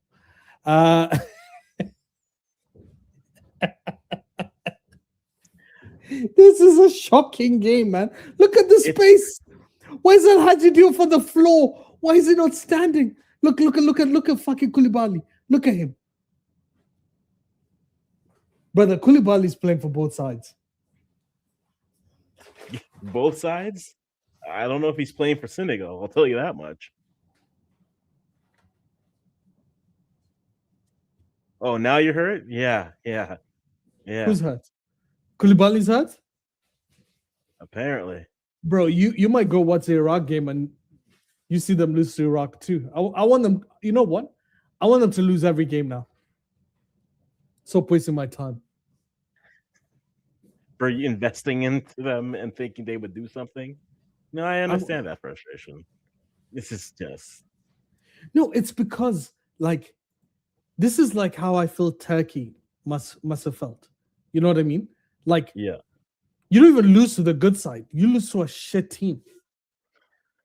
You know what I mean? Like, you lose to Australia, respectfully to Australians. You lose to Australia and you lose to who else they lose to? Egypt. No. Who's in the group? They lost to they lost to Panama and Australia, did they? Oh, Paraguay. Turkey. Like, what are we talking about? So no, and that's what I'm saying. I feel like that's what Turkey felt like. Like, you're looking at your squad, looking at you losing to these teams that are worse than you. This is what Senegal must be feeling. Shocking sides.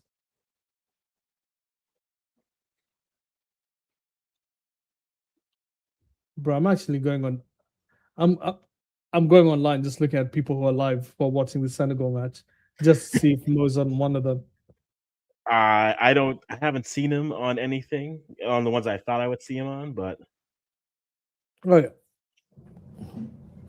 Well, if I was him, I'd run away too. Oh, sir, I will be everywhere and nowhere. But come on, guys. Wait, so why is it just ads? What the game hasn't started yet. What the hell?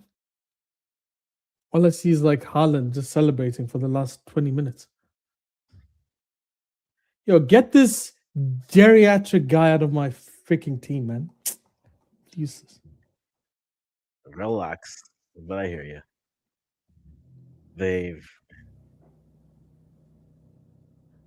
Wait, is it Koulibaly or is it Mendy? Mendy's the one injured. Yeah.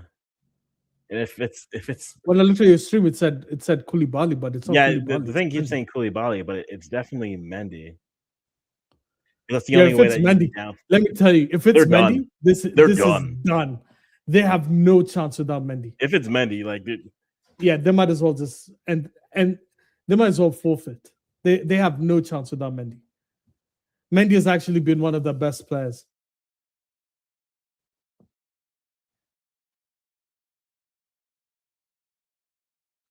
Damn, this has been a shocking day for them. It's shocking when you look at the result because you thought maybe I said 2-2 draw for this. That's my prediction. The shocking part for me is just they've consistently, but it shouldn't be shocking. They've just No, continued to do it the isn't. same things. Yeah, the the what they call it, the definition of madness is repeating the Yeah, same the thing and definition of expecting insanity is different doing results. something that exactly. Yeah, this is what they're doing. Oh, yo, he's injured. Mendy's actually injured. You They're know what, done. Mendy? I get you. I get you, my boy. You're trying to keep that value up. Listen, Keep that value up. Oh my days, Mendy's huge. call it a Oh tournament, my man. god, this goalkeeper's about to give Haaland 5 goals. This is gonna end terribly. Haaland's about to score 6 hat tricks in one game. Haaland's about to lead the golden boot at this point. This is such a bad keeper. Yeah, it's a wrap.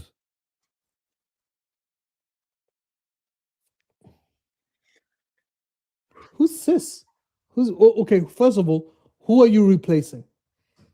Look at this benching Kamara. This guy's an idiot. Pap Gay still playing, by the way, right? Yep. I'm telling you, some people know. Some people have. Do you remember when Pogba apparently buried a hyena somewhere in the grounds? Yeah. This is the shit that's going on with Senegal. Pap Gay must have something, some sort of voodoo on this guy. Oh man.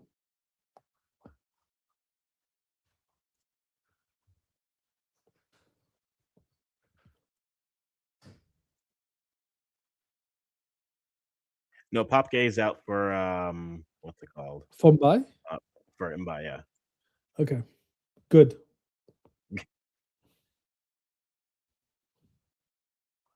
But I even said you can't play Lamin Kamara and Idrissa Gana Gueye. Like they're two of the same player. Yeah. Kamara is just the better version of Idrissa Gana Gueye.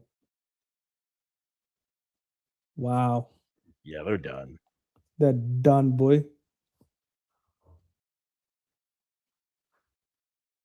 Look at the coach. No clue. It looks like he wants to cry. Cry. I hope you get fired. Ask Tunisia if they can hire her right now too. Just sharing with all the African sides at this point.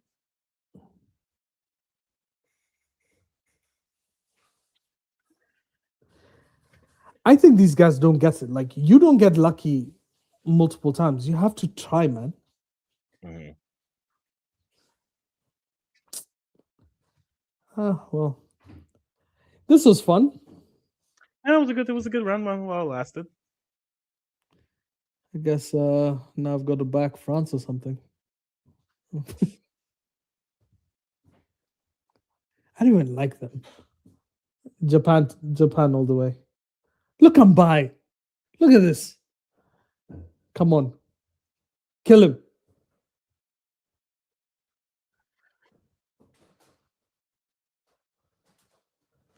Mbai must be looking at this going, why the hell am I on the bench? Why did I choose Senegal? I could have been in France right now. Probably because Senegal convinced him that he's the heir apparent, but he should have been the present.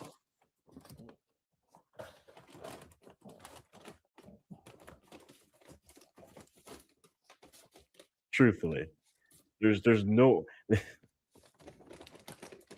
like you can't honestly look at the side, and even if you think he's too young, you cannot honestly look at what the forwards are saying and not think, hey, I'm not better than this.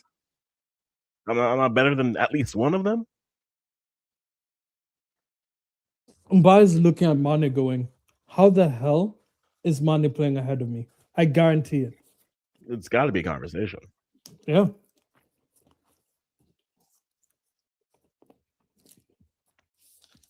Because Nico Jackson is the only legitimate striker. He's not going to play as a striker. He's looking at Sa. Sa offers something that he doesn't. He's a lot more direct. He also has the insane physicality that he possesses. But Mhm. he looks at Mane, he's like you were good back in the day, but you're not Ye- faster than me. You're not a better dribbler than me. You don't have better passing than me. Like, mhm. you have experience that I can give you. You can talk from a point of view of winning stuff, but that's it. But experience doesn't mean anything if you can't produce it now, Yeah. right? Experience can only mean just means in those types of moments. But right now, in this moment, I'm waiting for someone. And if the kid who's 20 who sat on his bench for 54 minutes has looked more alive than everyone else, that's a problem. It's not as if they didn't Koulibaly, realize they needed this Koulibaly game. again loses the ball.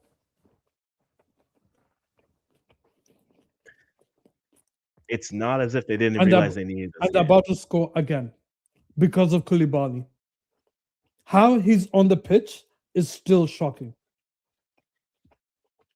When you have the armband, apparently it makes you immune from mistakes you make.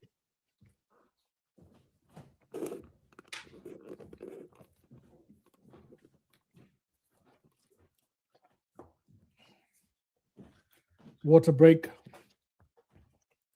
Water break, game break, every break. Where's Mo? Where is he? I don't know. I've reached. He hasn't answered. The guy's in hiding. Well, this is very depressing. So what I'm going to do, Akwasi, is I'm going to take some time, breathe. I've vented enough. I mean, this was always a very strong. This was always a possibility. No, but I But said this is the hardest team. If you remember, I said, this is the team that might embarrass you. And this doesn't feel the same as the France game, right? as the France Because game, with the no. France game, you had multiple opportunities that you could go and say, look at that. They almost scored At the there. very They almost least, did there's a this. post. There's the miss at Yeah. the end of the half. Yeah. Yeah. This game, And this, not nothing. You're looking at the game it's going, what can we do? What can they do differently? Nothing. yeah. They've just got dominated by everybody.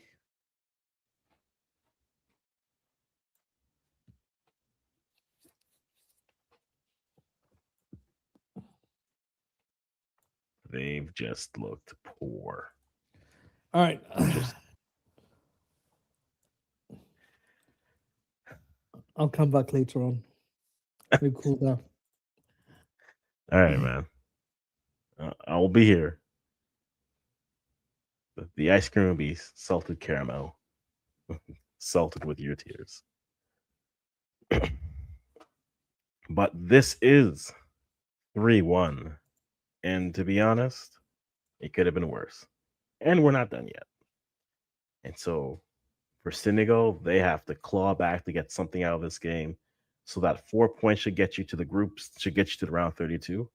Right now, Senegal feels like they're about to enter the same category of teams we all put under the category of dark horse. And now we're just saying, nah, they're just dark. Their tournament is now dark. Like the lights are out. Right? Turn off the lights, light a candle. They're done. It's not just the loss if this result holds, it's also the goal difference for this to hold. They would have to batter Iraq by +5 just to get back to 1. They need a point out of this game. And right now, it doesn't look like they're even going to get that. So Senegal down 3-1 to Norway. Holland has his brace because Mbappe got his brace because Messi got his brace. And so everybody's picking up braces. Holland, just the machine, just getting it done. And for a Senegal side that you hoped would you got better from, they came in with some expectations, not to win it, but maybe as a dark horse to make it deep into this competition. Add them to the Turkeys. Add them to the Ecuadors. Teams that you expected something out of and now are just, you have nothing. They may have nothing to show for. A couple substitutions coming off the hydration break. I'll give you those here. We have coming in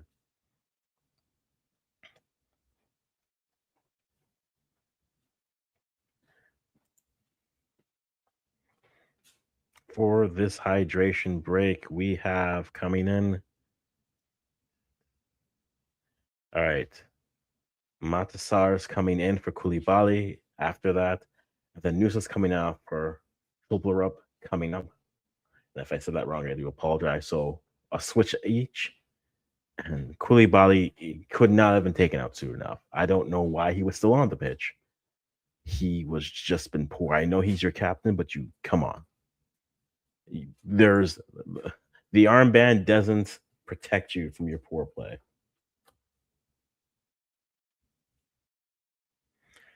Right. And that shouldn't defend him from that. He has been poor. And he'll be back. He'll be back. He'll come back at post game here. Almost glad to step Senegal the trophy now. At this point, you know what the banter from some sides are gonna be. You know, there's some Moroccan fans are gonna be like, "Yeah, keep your trophy. Also, go. You can go back to it now, right? We're trying to win the world. We're trying to win the World Cup. You go enjoy that trophy. We're like, again, 3 World Cup friendlies, tough to define, but the warning signs were there. He finally takes off Koulibaly at this point, and is it too little, too late? We'll see if Senegal can pull 2 goals out of the thin air and create something. But at this point, Senegal sit at risk of being eliminated and only being able to play for a third place spot at best. They're at -4 in goal difference, so they cannot afford. I say this again, they cannot afford to concede another goal. Because right now, they are just ahead. They are just ahead of Iraq in their group for goal difference. I'll throw that up here for you to see. Yep. So they're just ahead of them at -4 for goal difference. And so, in the greater scheme of things, actually, I'll pull that up here for you guys to take a look.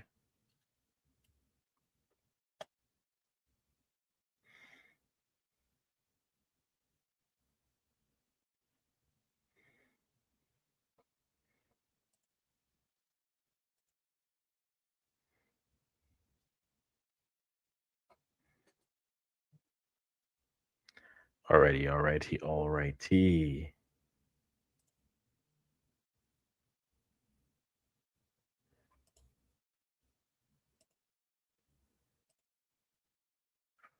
Throwing up still as Norway gets the ball. They're building it up there. So still 3-1 is the score. And really, really a game where, truthfully, Norway have been the better side. And Senegal, we saw the warning shots against the US. The France game, you can throw that away and say, sure, you're playing France. But a game that you thought was that their level, a game that you thought, again, I picked this to be a 2-2 draw. There's no urgency with them right now. And they just lost their goalkeeper. They have to go and attack. They can't defend. It has to be full on gas and try to get this to 3-2 before the 80th minute and then get it to 3-3 before the 90th. That's how I'm looking at this game for Senegal. And for Norway, absorb, weather, counter is there, send Holland, get him his hat trick, live your life. But right now, Senegal are playing for goal difference. So they need to keep this as low as possible. They're at -4 right now. They're at -4 right now. And they're Norway right now are on top of the group because they've scored more goals with the goal difference. So they're at 7-2. France are at 6-1. And then, as you can see, Senegal are at 2-6, and then Iraq are at 1-7 as it stands. Alrighty. Let me take a look at the third place.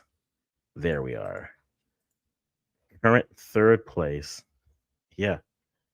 Currently the third place, and I'll just jump to this real quick here, just so you guys can see it. Currently the third place standings as they stand, Senegal is the last third place side. And so a win, in theory, could get them probably to 7th or 8th against Iraq with 3 points, but it would have to be a win by, if you look at where the goal difference is, it would have to be a 3. It would have to be at least 5 to get to positive numbers for them. We'll see what they can do. But this is what the third place standings currently look like. The last one being Ecuador, and then only Portugal, who are playing later tonight, have a chance to push them to the limit, and then Jordan as well. And then you have Panama playing tomorrow versus Croatia. Senegal try to get a shot on, can't get it done. Will they get a call for a... Oh, we may have a penalty coming up here, but we'll have to wait and see. But no, it looks like we've just continued on.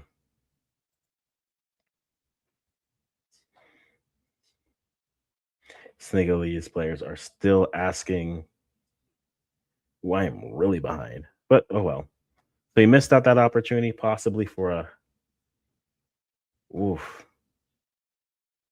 I don't know how that doesn't get looked at as a pen, or at least a foul in the box, which would have been a pen. But that's life we live. It's been that type of a day for them. 3-1 is the score. Norway in control, topping their group. Senegal need some goal difference to push themselves further back up in the goal difference with 2 losses. -4 doesn't help them. They certainly need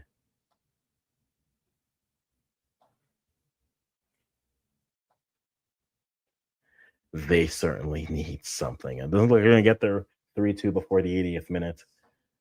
And so, as it stands, they need to beat Iraq, and they need to beat them big, because that's the only way that they're going to get out of the group. Or then maybe they become a dangerous third place side. But right now, it's getting late early for the Lions of Terang. It's getting very late early. Whew. But 3-1 is the score. Again, earlier today, which because of the rain delay, France got past Iraq 3-0. And so as it stands, currently live on this group, you have France, who are in second. You have Norway, who are in first. And they'll match up in the final match day for them. Winner takes the group. If it's a draw, Norway takes the group. If the score stands currently, that's how it would go. Any type of draw, Norway would move through, which would then mean that with them in Group I, the winner of Group I, just letting everyone know, which begins to be seen today, the winner of Group I would then face is in the Germany winner, so they'll play a third place team from either C, D, F, G, or H, and then the runner-up from Group I will play the runner-up of Group E. And so the runner-up of Group E would be either, as it stands currently, Cote d'Ivoire, or in a chaotic scenario, either Curacao or Ecuador. A good cross, but just dealt with well, and then sent to the heavens. Incredible. But the score is 3-1 here, as we got Senegal trying to move the ball. And the thematic interesting thing with Senegal, and especially like in Ecuador, they have old horses that they've just let run too many runs, right? There's always a team that holds on to a generation one cycle too many. And I think we're having a conversation. It's not necessarily a whole team, but there are players. And I think that's where the conversation with like the strikers at this World Cup. You have the strikers who apparently age is but a number. Time is just a mental construct.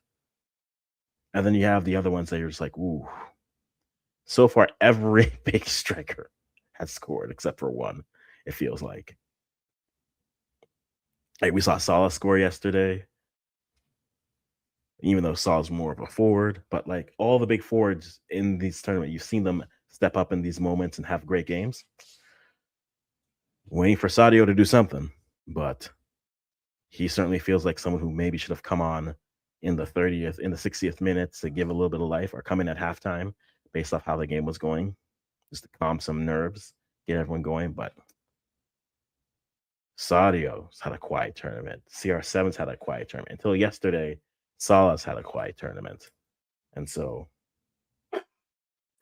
it's definitely a very interesting thing to keep an eye on in terms of just the narratives of this tournament. Because on one side you can say the stars have shown up, no doubt. Right. In one sense you could say this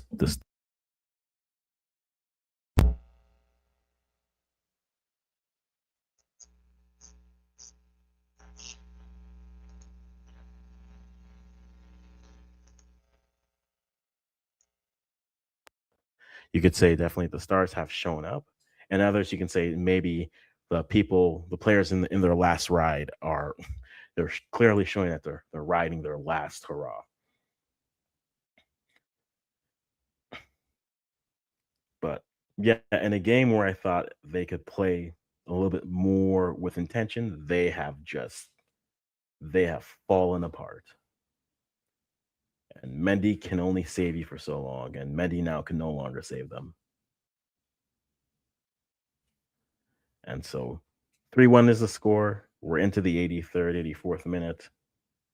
Norway, I believe, taking off Holland right now.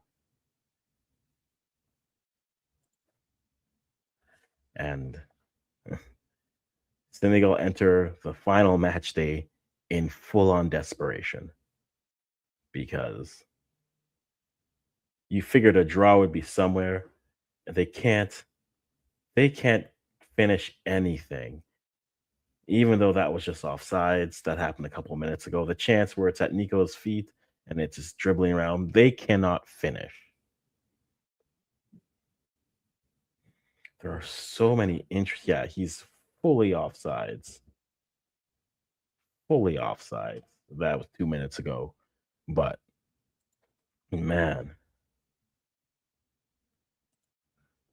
which one? Steph, which one?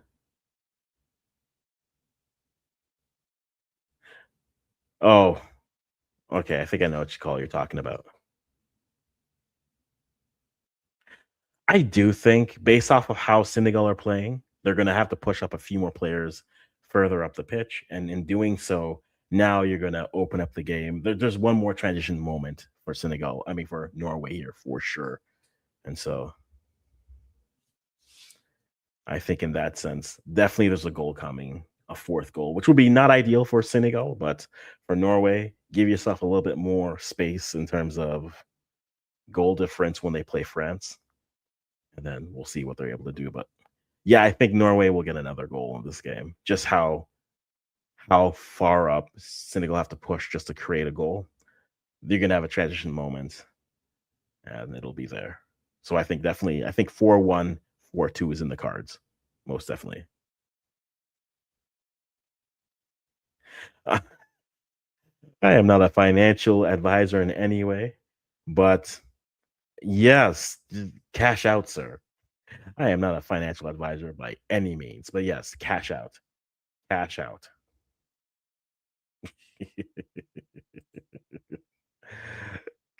Oh, goodness. Hit off 5. Sure. Fair. Oscar Bob came in a couple of minutes ago, and the other sub is letting you guys know what's going on with that. You have you had Odegaard come in, and Oscar Bob came in the 84th minute, and then Pot Ismail Sis, and then Pop Montasar came in the 63rd and the 72nd minute. So all subs minus a concussion injury have been dealt with. And so now they're just seeing off this game.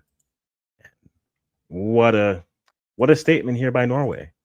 What a statement win here by Norway, no doubt.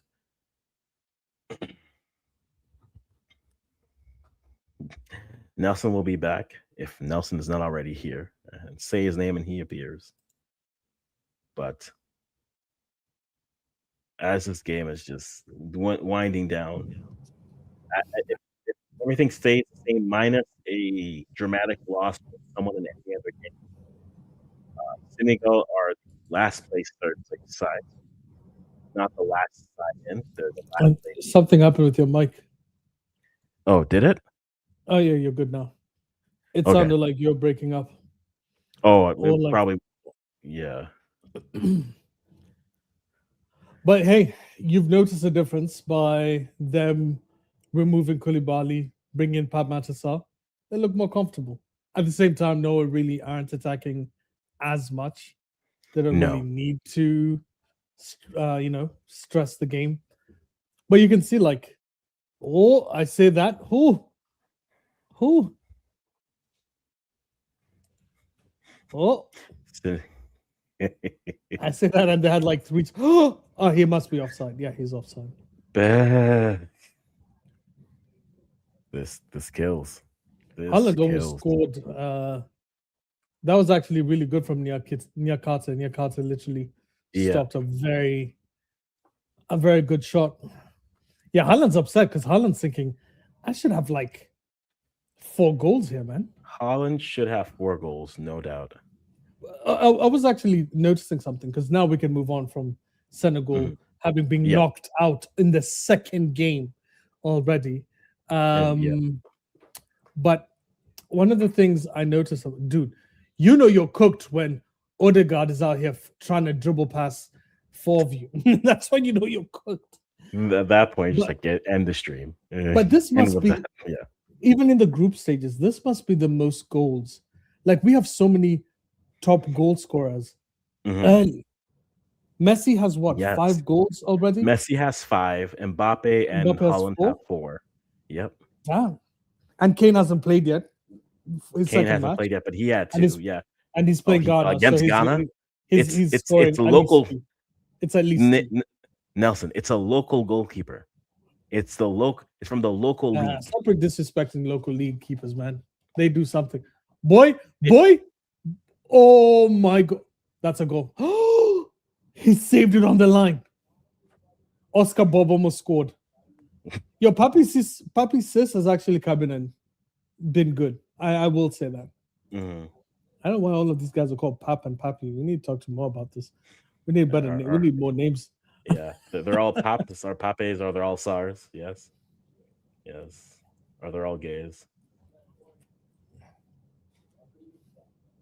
And then you have a Nico Jackson. Yes, Evan Jacobs and Ishmael Jacobs. Nicholas Jackson, Ishmael Jacobs, and then everyone's a SAR, a Pop, or a gay. Like, we're living life. We are living life. Too comfortable, I'm not ready for that. 9 minutes of injury. Right, that would make sense. Yeah, 9 minutes of injury time because the Mendy. I know it almost scored again. What's his name? So 9 minutes of additional time coming in, guys. Thank you for watching. If you're here on Twitch, if you're here on YouTube, guys, thank you for spending this afternoon/evening with us. If you haven't already, touch up the subscribe button. Follow us on either one of the platforms. We're going to be here every evening at 9. Tomorrow will be a little bit interesting because we're going to do the Ghana-England game. So you get to see me die emotionally in the game I know I'm going to lose. And so that'll happen. And then we'll be back at a little bit after 9 to recap the game that was and go from there. He's lucky I won't be available. That's the only thing, because I'm Team England against Ghana. Listen. I'm Team England. I want to see a beating. If Kane doesn't score a hat trick, he's washed. I don't want to see him again. We are not beating England tomorrow. I'm telling you that. What do you mean? You act like even your elite side could beat England. Your 2010 side couldn't beat England. What are you trying? Your best side couldn't beat it. This version definitely not going to beat it. Our best side, which had functional midfielders and an actual striker, I'd Still say doesn't draw. beat this side. Yeah, I'd that's say what I'm draw. saying. The fact that your best side doesn't even like, and you're saying draw, like it's not that like a strong. It's not a strong situation because you had a good young player. Whoo! What a strike! What a strike! Mm-hmm. Damn. Hey, Senegal, get some confidence, please. I beg. Why are people so afraid of crossing? They play like a Senegal actually play like a European team. Oh, come on, come on, come on! 3-2. Come on.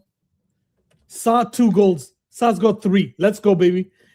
Sa's going for the golden boot. Sa's on form, boy. He actually has 3 goals, doesn't he? No, he has 2. He only has 2? He didn't score in the last game? No, Who scored in the last game? Mbaye, yeah. Mbaye scored in the last game. Oh, yeah, he should have scored. That's why I assumed he had 3. He's still going for... He's still on. 2 less than Haaland, baby. Come on. You got this. 3-2 is the score. We're updated again. Now, hey, this goal difference matters if you think they're going to get a round of 32 spot. So now they only need to win a game by 3. This is the life I'm living right now. Yo, you know what's crazy?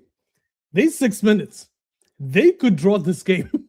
Like that's actually would be the dumbest thing. It would actually be the dumbest thing. Time. That's a lot of time. That's 3. You can have 3 attacks here. Yes. And you know what? I'd feel bad for Norway. I'd actually feel bad for Norway because Norway created a lot and then they started feeling themselves. That's the issue. They thought they had this. Yeah. This last 6 minutes is going to be stressful. Where's this game being played? In the US? Or is it Mexico? No, this is definitely the US. I think all these Senegalese from. I thought they were banned. This is New Jersey. So you know what's this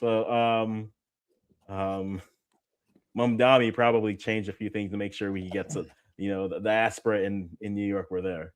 But hey, this is Senegal, a desperate Senegal team, a draw. For good Senegalese side food, for good Senegalese food, let's go to New Jersey.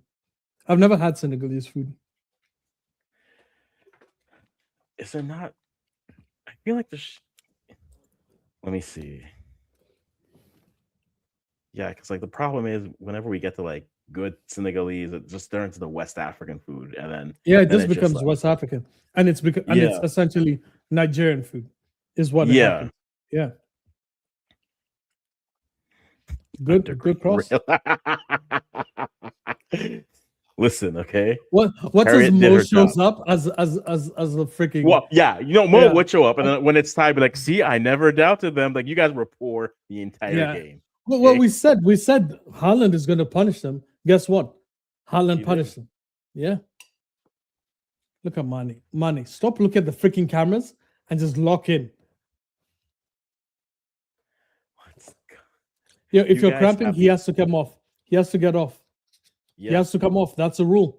One idiot. You thought you could time waste? This isn't your freaking regular leagues. Yo, El Hadji Diouf wants to beef someone. Yeah. Ref, he has to come off. For at least 2 minutes. Yeah. The most you know what, actually? This would be so on par. After Ghana played Look at him. Poorly. He has to come off. He can't be on the pitch. What? One idiot. Did you not remember the rule? Even if you have a cramp, you might as well wait till the corner kick is taken. Mm-hmm. And everyone's on their 5, and that's the concussion. He has to stay. Senegal they did not. If they Whoa! What a header from your sis came in heavy. Holy, I am not ready for them to undeservedly get a draw. holy. Wait, yo, sis came in smacking my boy. This You know what? Normally they're faking this. That actually looked that looked dangerous. yes, it did. Yo, show me this replay again. Bang! Good clearance from the defender though. Oh, he didn't even touch him. Oh, he didn't touch him. All right, couple more minutes here. Can Senegal do the impossible? Can they do the impossible? It's Scoring's genuine. been Now it's impossible for them. Norway have done well to like slow down the game to Yeah. like a lot of fouls, a lot of like Mhm. giving the refs tough time. Play quick. The hell are you guys doing? You have one chance. You because if the ball goes to Norway, no one's gonna waste time. You have Yeah. to play the ball quicker now. Yo, Pap, move. The stress now. What the hell are they doing? You might think they're the ones up 3-2.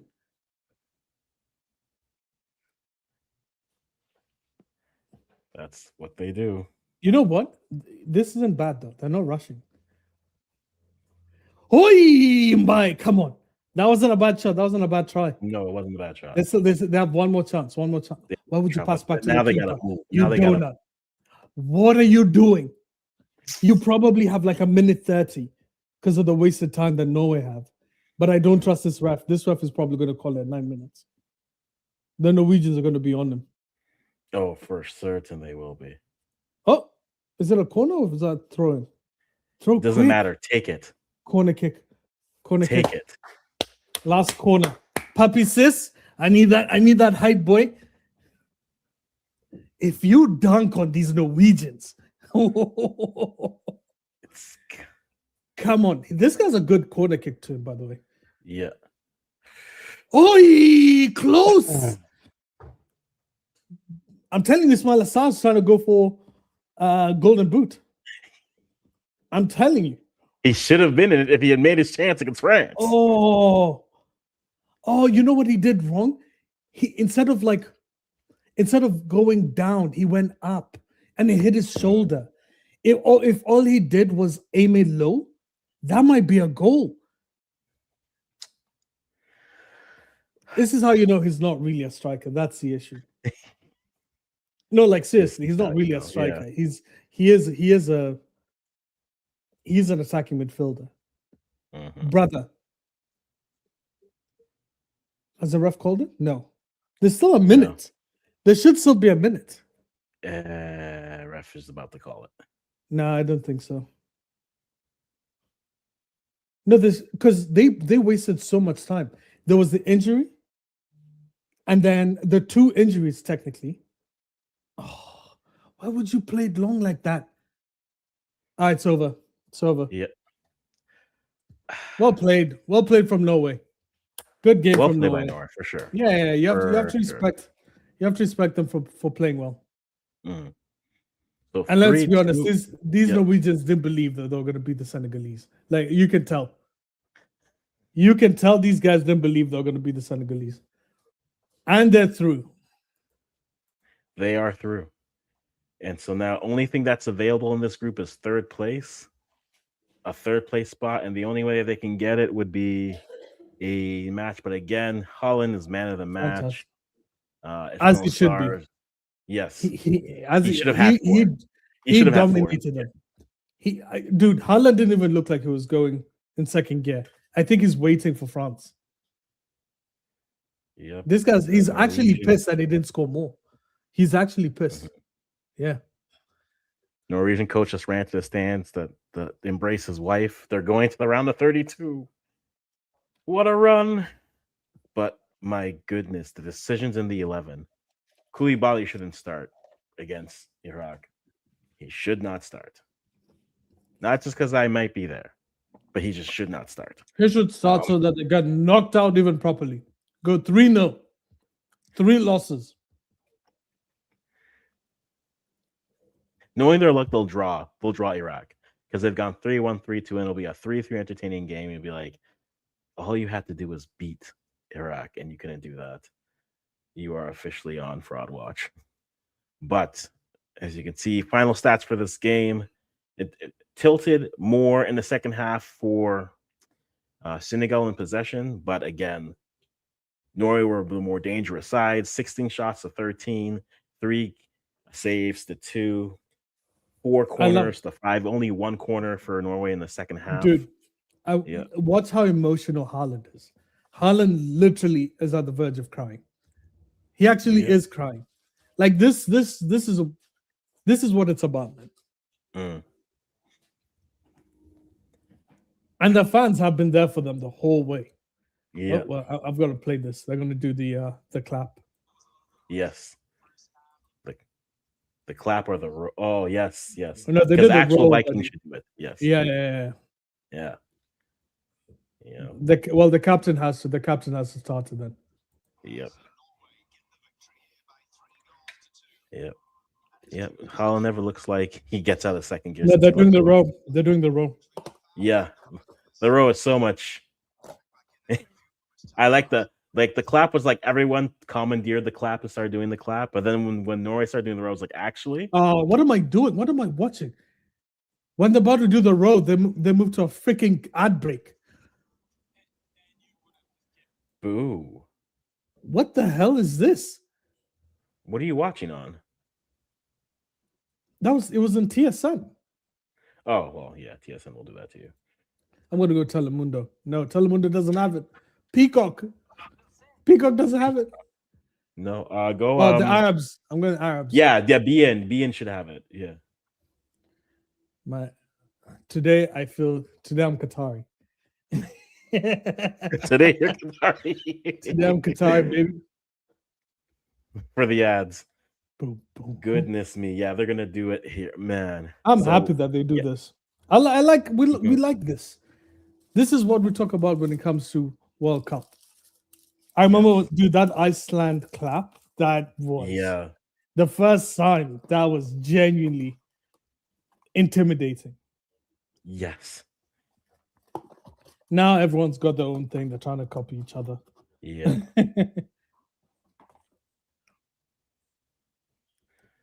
Oh, but love it. Yeah. Seeing them do it. Oh, even the coach is coming. Yeah, calling for the road. But as that's happening off screen, we're gonna just give you more of the stats, or actually give you the important things. Right now, France and Norway are topping their group, but because of that second goal, now France are in the driver's seat for first. A draw means that France finish in first place, which means for Group I, they would play, as we had said earlier, the winner of Group I places a third place team from either Group C, D, F, G, or H, and then the runner up. So if the group stays as it is, if they draw, then Norway would play Cote d'Ivoire, because that's currently the runner up in Group E. And so that's how that group matches up. So runners up from I face off with E, and then the winner of the matchup will go on and face. They're in the runners up of I and E. They are in the Group C, and then they're in the C bracket. So Group C would be either Morocco or Brazil. And so the winner of that group would get that runner-up, which actually wouldn't be a terrible group. It wouldn't be a terrible pathway to get to the quarterfinals. Wait a second. Stefan said, Senegal made me forgive Simon Adingra's blunder. He did. No, yeah, he did definitely say that. That's hilarious. I agree. The Senegal game made it look like they were. That was just one blunder. The whole game was a blunder from Senegal. Yeah. The fact that bro, how long could you please click? When did Koulibaly leave? Can you just give me that, please? I just want to know when he got benched. Koulibaly left at, let me give you this lineup. It's in the lineups, yeah. Yeah. He came out at the 72nd minute. Well, I told you. I said he's going to wait for 70 minutes to bench people. Had he removed him 45 minutes in, this is probably a draw. This is probably a draw. I'm telling you that keeper left, Mendy left, because he could see his like Mendy has been amazing, by the way, for them. Mm-hmm. It's been amazing. He literally saw his contracts dwindle because everyone's just going to go, oh, you considered 3. You must have been shit. And he's like, no. Actually, it's the guys in front of me. They were playing, they were part harakiri over here. They were sinking everything else. Come on, Mama. Come on, Morocco, I see you. And Norway. Yep. You know what, Son? I'm with you. I actually, I was backing Senegal this whole time. I was clueless. I was an idiot. They robbed our Moroccans from this AFCON. How dare they leave the pitch? Sika.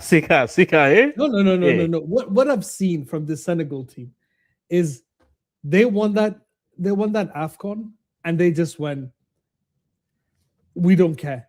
It's good Morocco put them in their place. And if CAS changes their ruling, I'm never watching another AFCON. This Senegal team should not win. You're so full of it. It's shocking. You're so full of it. Dude, my American friends are going, why did Senegal even bring Ndiaye to the World Cup? That's a fair question. No, but that's a fair point. Like, my boy's going, Wilcox made the call to lower the price because Manchester United wants. No. Yeah, but like, what doesn't make sense? Training, but no, agree. Is Ndiaye has been one of the best wingers in the Premier League. That is the hardest league in Europe, bar the Champions League. Yeah. Why the hell are you picking people who play in Saudi over him? And by the way, let me be honest. Mane actually has played exceptionally well. I'll give him that. I won't say exceptionally well. I think he's played well. I won't go. Okay, he played well. He played well. But Nico Jackson, my man, even though he got the assist, was poor today. Yes. He played well in the France game. This game, he played very poorly. But again, he gave the assist. But what is this Lamine Camara as a 10 nonsense? And we you know what? Akwasi? I'm going to concede something that you said that I was like, yeah, whatever. Well, yeah. It's just, you called this. You said, friendlies are an indicator. And I was like, it's not an indicator. But this was the indicator that I hadn't seen, that you had seen. He wasn't sure of the midfield to play in this World Cup. And you know what it is? It's because Lamine Camara had an excellent season. And if you remember, in the AFCON, Lamine Camara didn't start. Mm-hmm. The midfield pairing was Pap Gay and Idrissa Gana Gay. That was the midfield partnership. And then as a 10, they used to play Ndiaye on the right side, Mane on the left, Nico Jackson up top, and then the 10 was the person that would rotate. It'd be a combination of who did they play in the AFCON? Let me find out who they played as a 10. Give me a second. Sure. Especially the Morocco game. Yeah. To the point you were saying earlier, what is the point of all that depth if you're not going to use it? No. Like, what is the point of, yes, he plays at Everton. Sure. You just convince a French wonderkind to switch over to you. Okay. He played Diarra, by the way. He played Diarra as they played a flat 3, not a 4-2-3-1. They played a flat 3, and then it was Ndiaye, Jackson, and Mane. He has changed it to Ismaila Sarr, Jackson, and Mane. And by the way, but sorry, continue your point before I go crazy. No, but like to that point, you have all those players who are playing in form and playing well. Yet again, like you said earlier, it's Saudi League or Legacy starts. This isn't this isn't the Friendship Cup. Yeah, this isn't a, what are they called? It's they play a game. It's like it's not a Lifetime Achievement Awards. Yeah, there's a game that you play. I can't imagine. I've forgotten. It starts with a C. It's like to congratulate a player for having played at a certain level. You know, Beckham had it. Like, they do it all the time. They play these old players, but Koulibaly is not just way past his prime. He was past his prime 4 years ago. Yeah. You talk about the charity matches. Like charity matches, yeah, like stuff like charity matches. But like Koulibaly was past 4 years ago. Mane, by the way, hasn't been that bad, but you can't tell me you watch this Mbaye kid and you go, Mane deserves his position. He doesn't. You remember we were talking about Salah, yeah? And Salah heard me because I said Salah sucks. Salah had sucked that game. And you can see he started forcing himself. He started running harder in that second half. That's why they won. But if you watch that first half, Salah was nowhere to be seen. Nowhere. But Mane, he plays in spurts, not because of how bad of a player he is. It's because he just doesn't have the legs anymore. But all this is, you know what? This is the World Cup of egos. It's a World Cup of egos. It's a Ronaldo World Cup. It's a Salah World Cup. It's the Ronaldo World Cup. It's the Messi World Cup. It's a lot. Like, let me tell you, you're going to find as you get deeper in this tournament, you need to be able to run. I'm telling you, the US will shock people. This isn't anything new, Africans. We go through this with Canada. Listen, stuff. I don't give a shit what Canada goes through because this is the first World Cup that they've done something. Okay, and I'm Canadian, and I sit here and I watch them, and I'm like, we are lucky we're in a good group. If Senegal was in that group, Senegal beats us. Like, not how they're finishing, but I get what you're saying. They beat us. They beat us. Wait, okay, if we put Canada in this group, we get rocked. We are going to the Iraq game saying we pray. Bro, Iraq beats us because you'd have gotten destroyed by France, destroyed by Norway, and then you play Iraq.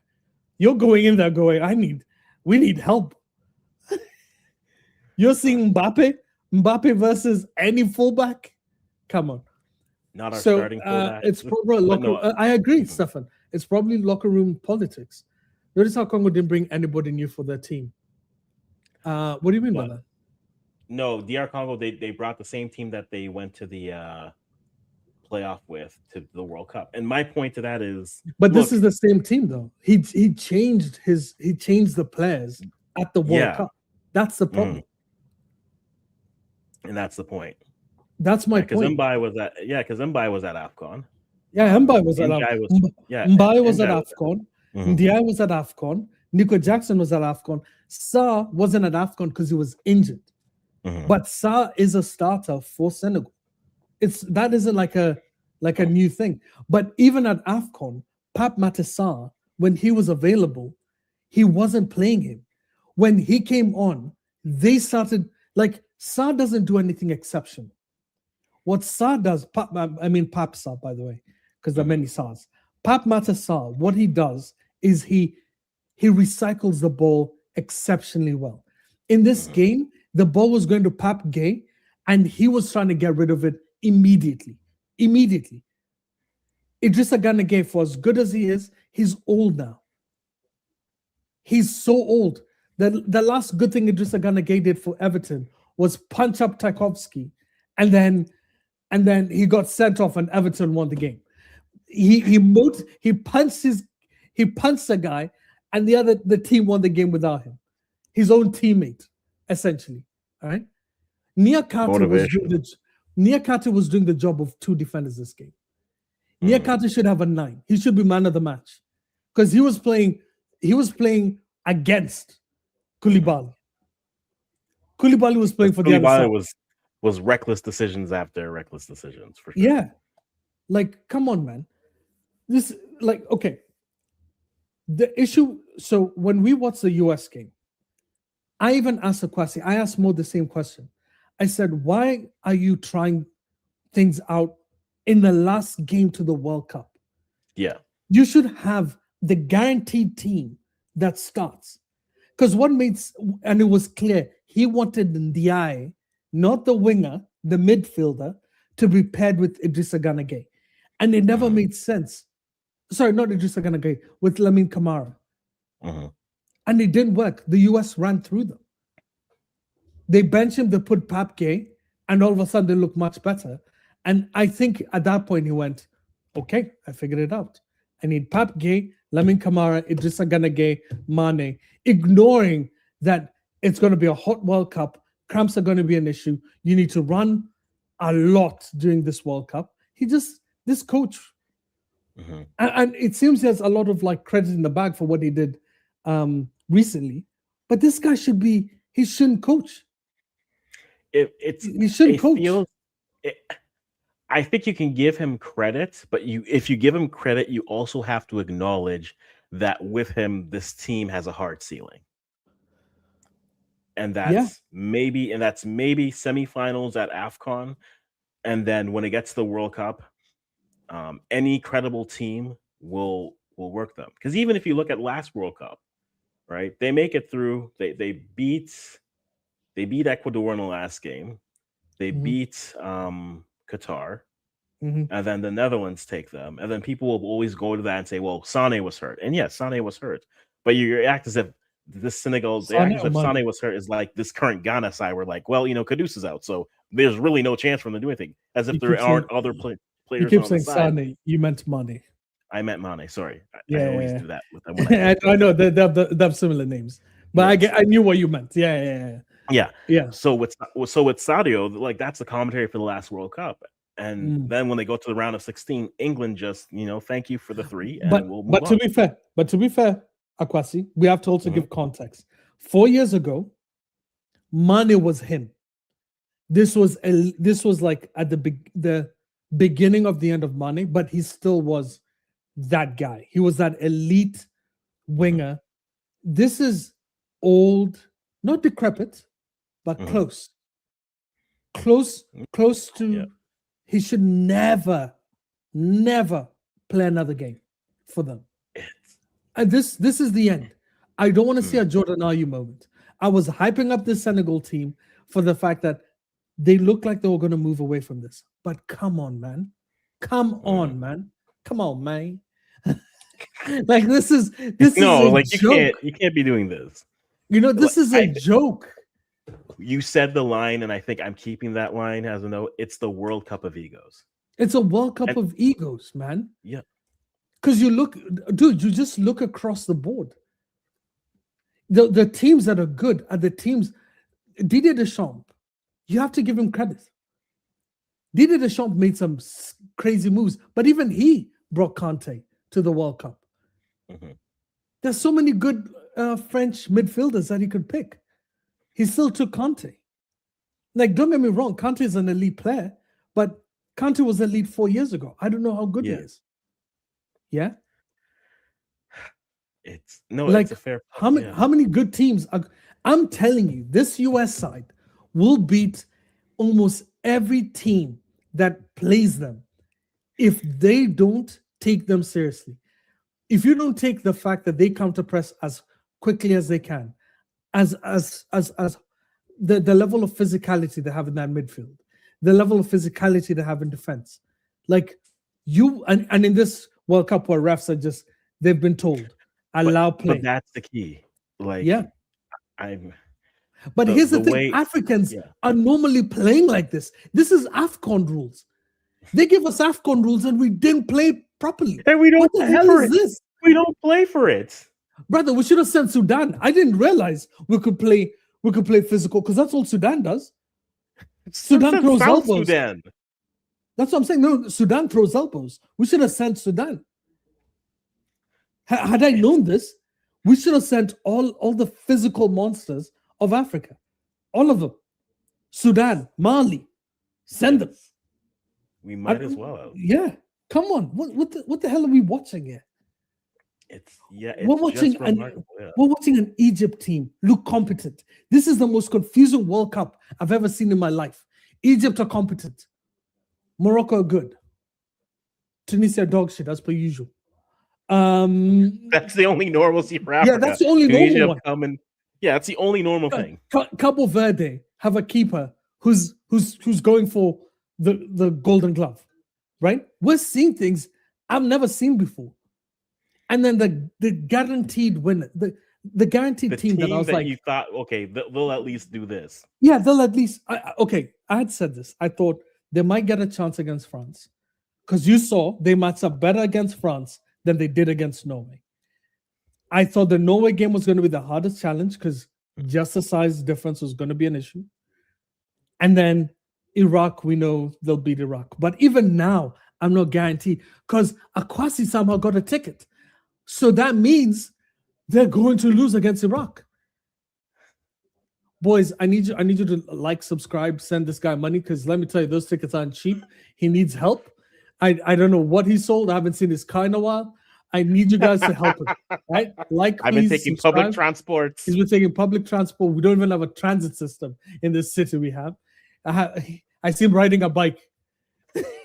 Listen, my calves are huge at this point. They're just huge. But no, to the point, it's just, it is, hey, we're getting some clarity and throw Senegal into the, Akwasi, I need you to talk to me. I need you to, I'm on the ledge, right? I'm supposed to be up tomorrow early, but I'm here. Now, listen, I'm being serious. I wish I wasn't like, I have like an 8 o'clock meeting tomorrow. Look, why would you not play Ndiaye one? Like, he played like 10 minutes. Look at this. Stefan just said, Curaçao has more points than Senegal. Facts. Facts. Curaçao drew Uruguay. Was it Uruguay? Who'd they draw? No, they drew Ecuador. Ecuador. Some people's dark horses, Ecuador, they drew. Let me tell you, the only dark horse that has done well is Japan. All the other ones have been crap. The rest of the dark horses are in the 3rd or 4th place. Senegal, crap. Yeah, they're 4th, some of them. Dude, we were looking at Congo. Do you remember when we were talking about Congo? We thought Congo were going to get destroyed. Congo drew Portugal, and now you're looking at Congo going.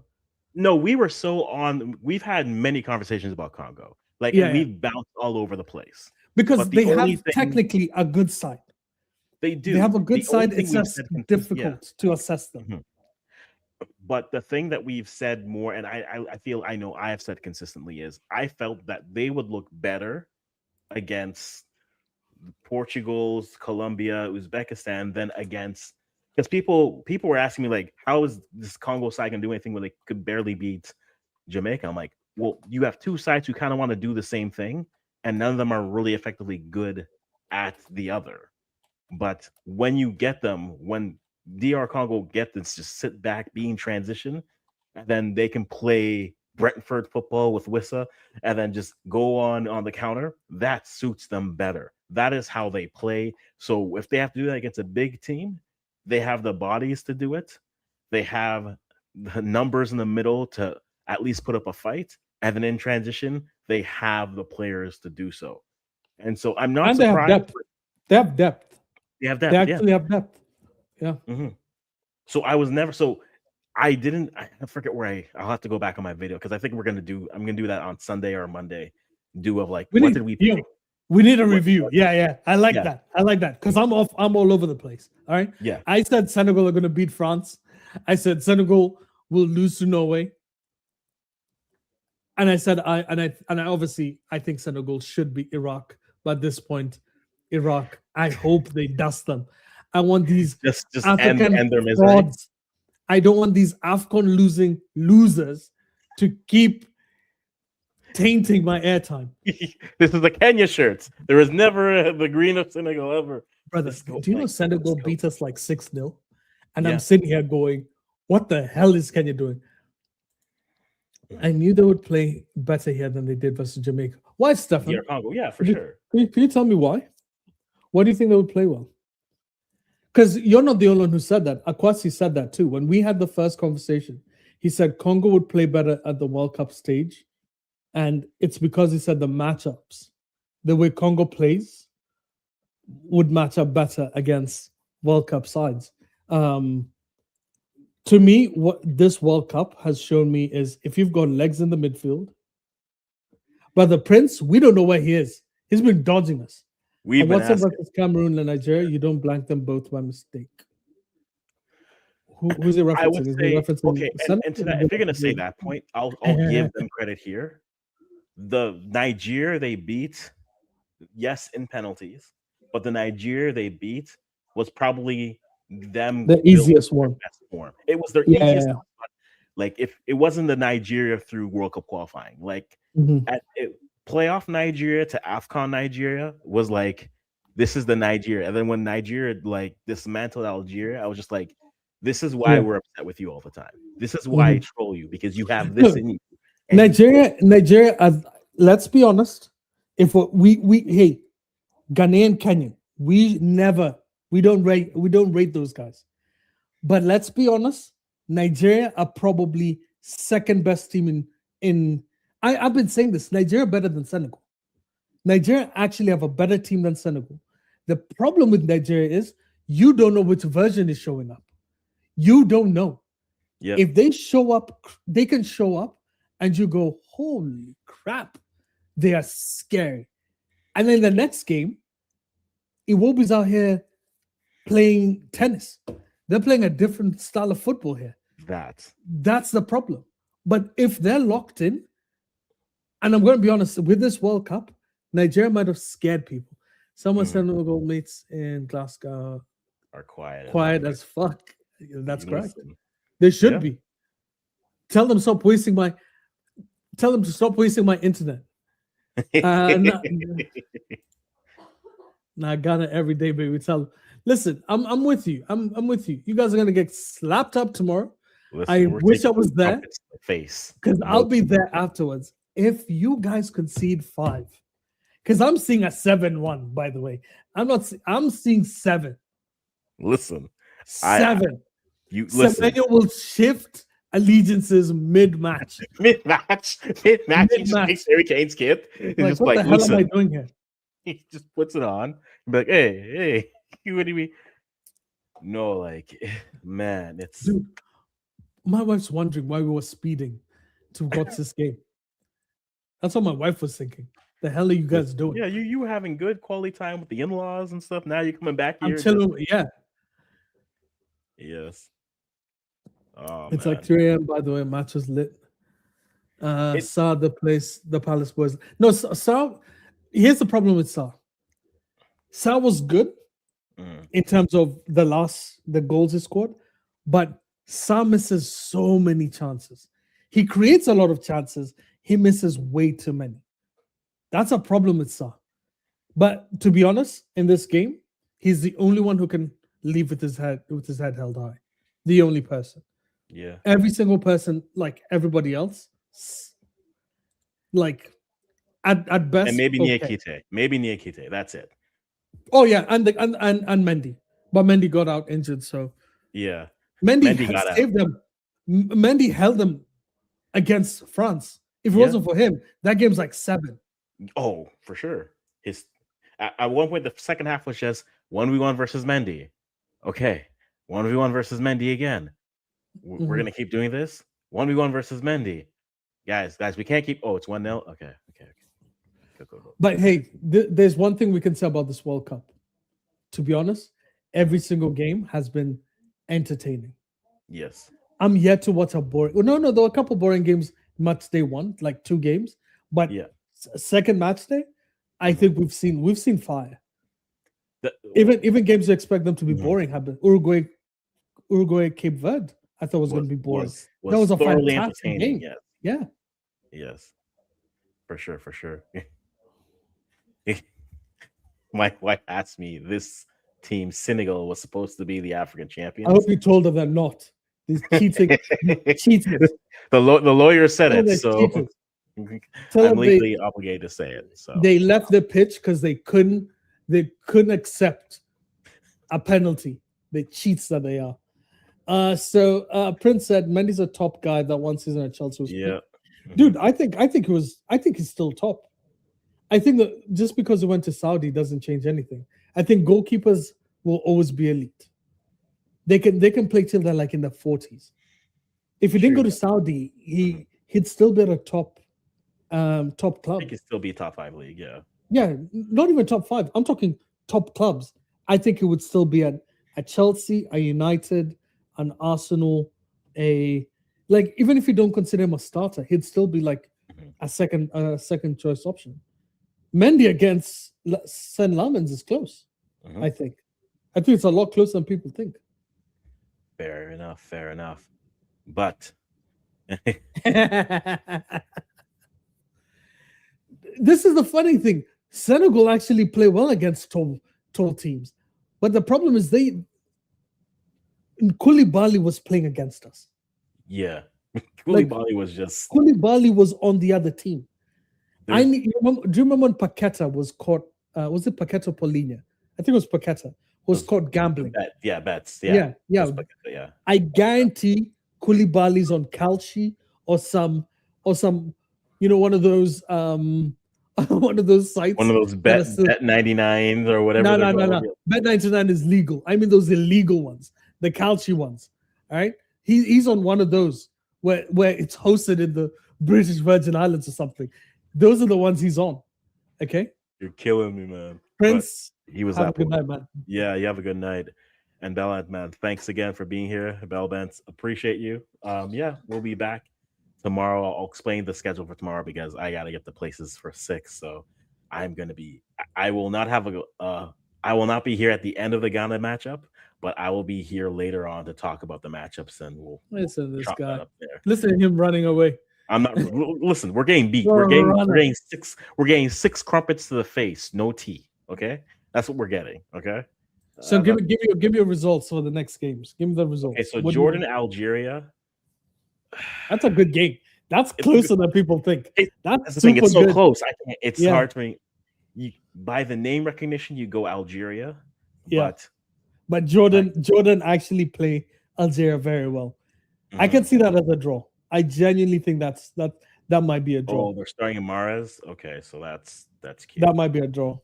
Yeah, I'll go with a 2-2 draw because that's the only draw score that we ever get. So 2-2 draw. That's the only one we can't call. It's too close. Watch Algeria beat them 5-0. These are the rules. So after that matchup, then tomorrow you have Portugal, Uzbekistan. That should be Portugal.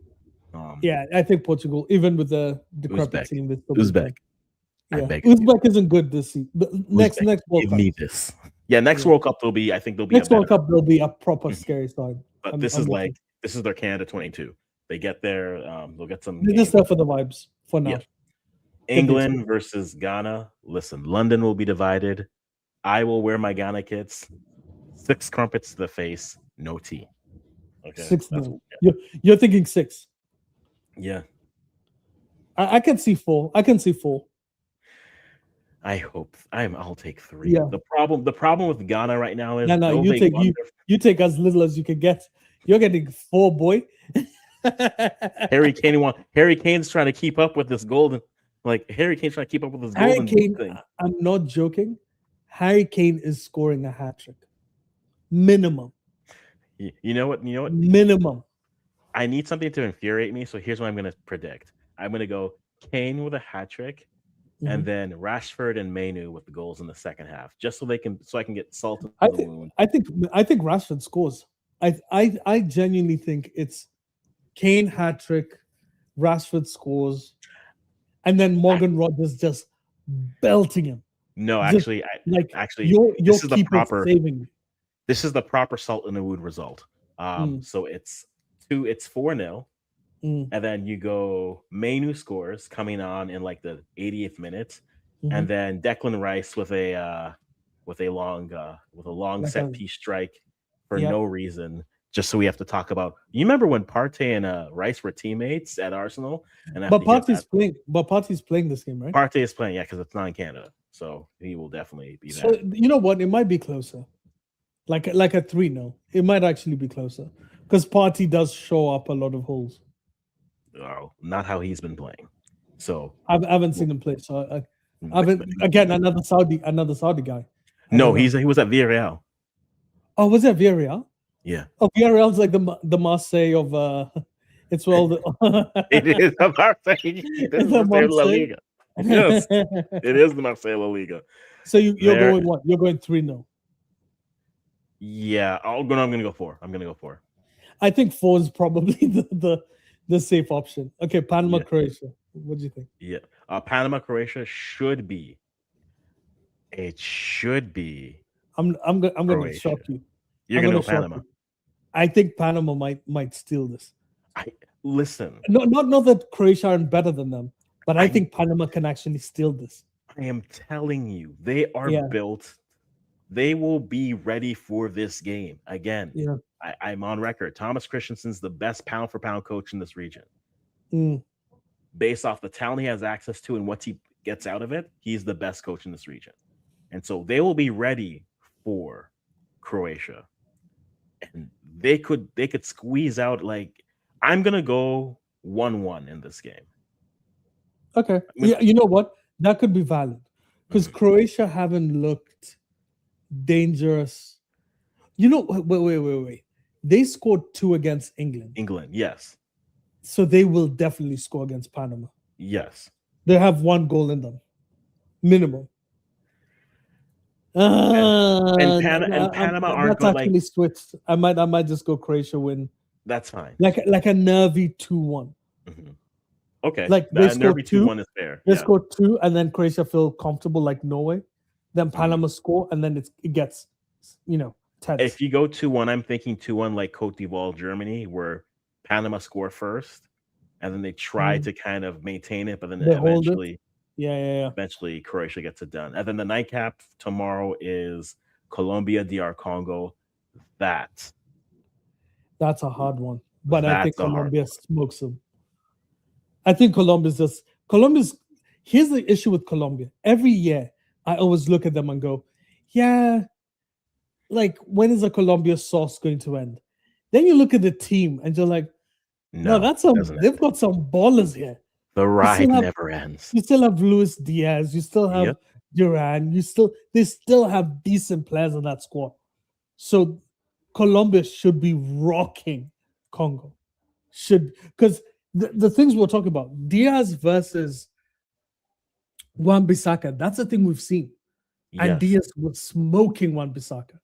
So if their best defensive fullback struggles, and this is something we didn't even discuss.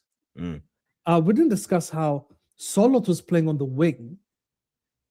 And because El Hadji Diouf's game is all about like physically dominating the fullback, the winger, Yeah. he can't dominate Soloth. Soloth is just too big. It's So every just time we're trying to go units. physical, Yeah. he was just getting manhandled. And to Stefan's point, Ivory Coast actually faces well against them Mhm. because Singo's injured. It sucks. I hope he's back, but Mhm. Singo can play right back. So if you play that game, Singo matches up really well against Solo, or you play Kusano and Kusano matches up well with him. So that would have actually been really interesting. Panama's no goal scorers. I'm with you. That's why. But this is the thing, Stefan. We almost all these games haven't gone the way we thought. True. Like I thought Congo would show up against like Uzbekistan, but I And didn't then think they would show up Colombia, against Portugal. Yeah. You know what I mean? Like they did. The thing for the thing for Panama is Carrasquilla back.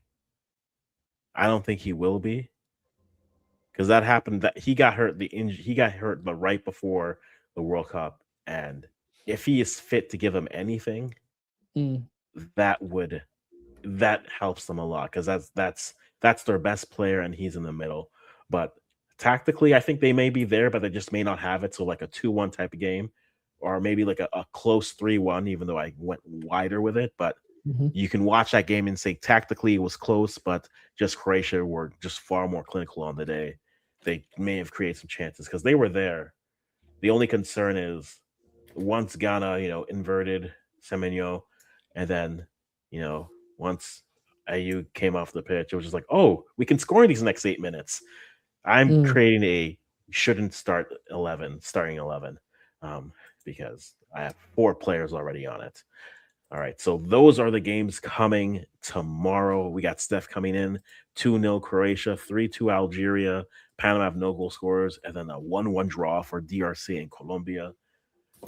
Ooh, that is good. That is good. And USA. Yeah, that's on Wednesday. That's Wednesday. That is on Wednesday for certain. So, that being said, reminder of what we now know thanks to the results today. The top 2 teams in Group I are going to be are either going to be France or Norway. Currently, France lead that group because the goal difference, that late goal. Okay, I see what you're saying now. The late goal that came in from Senegal drops them. There we go. It drops Norway to second, and France is sitting in first. And then from earlier, we had that before. And then Group J, we have Argentina already through. Austria are in a good place. But if a winner comes out of Jordan and Algeria, you risk having a last game between between Algeria and Austria. If Algeria wins today, winner takes second on the final match day for Group J. That's why I was struggling to get to. So that's what we have. And then reminder for third place. Currently, Senegal, who just lost, are in 12th. So they're the last third place side.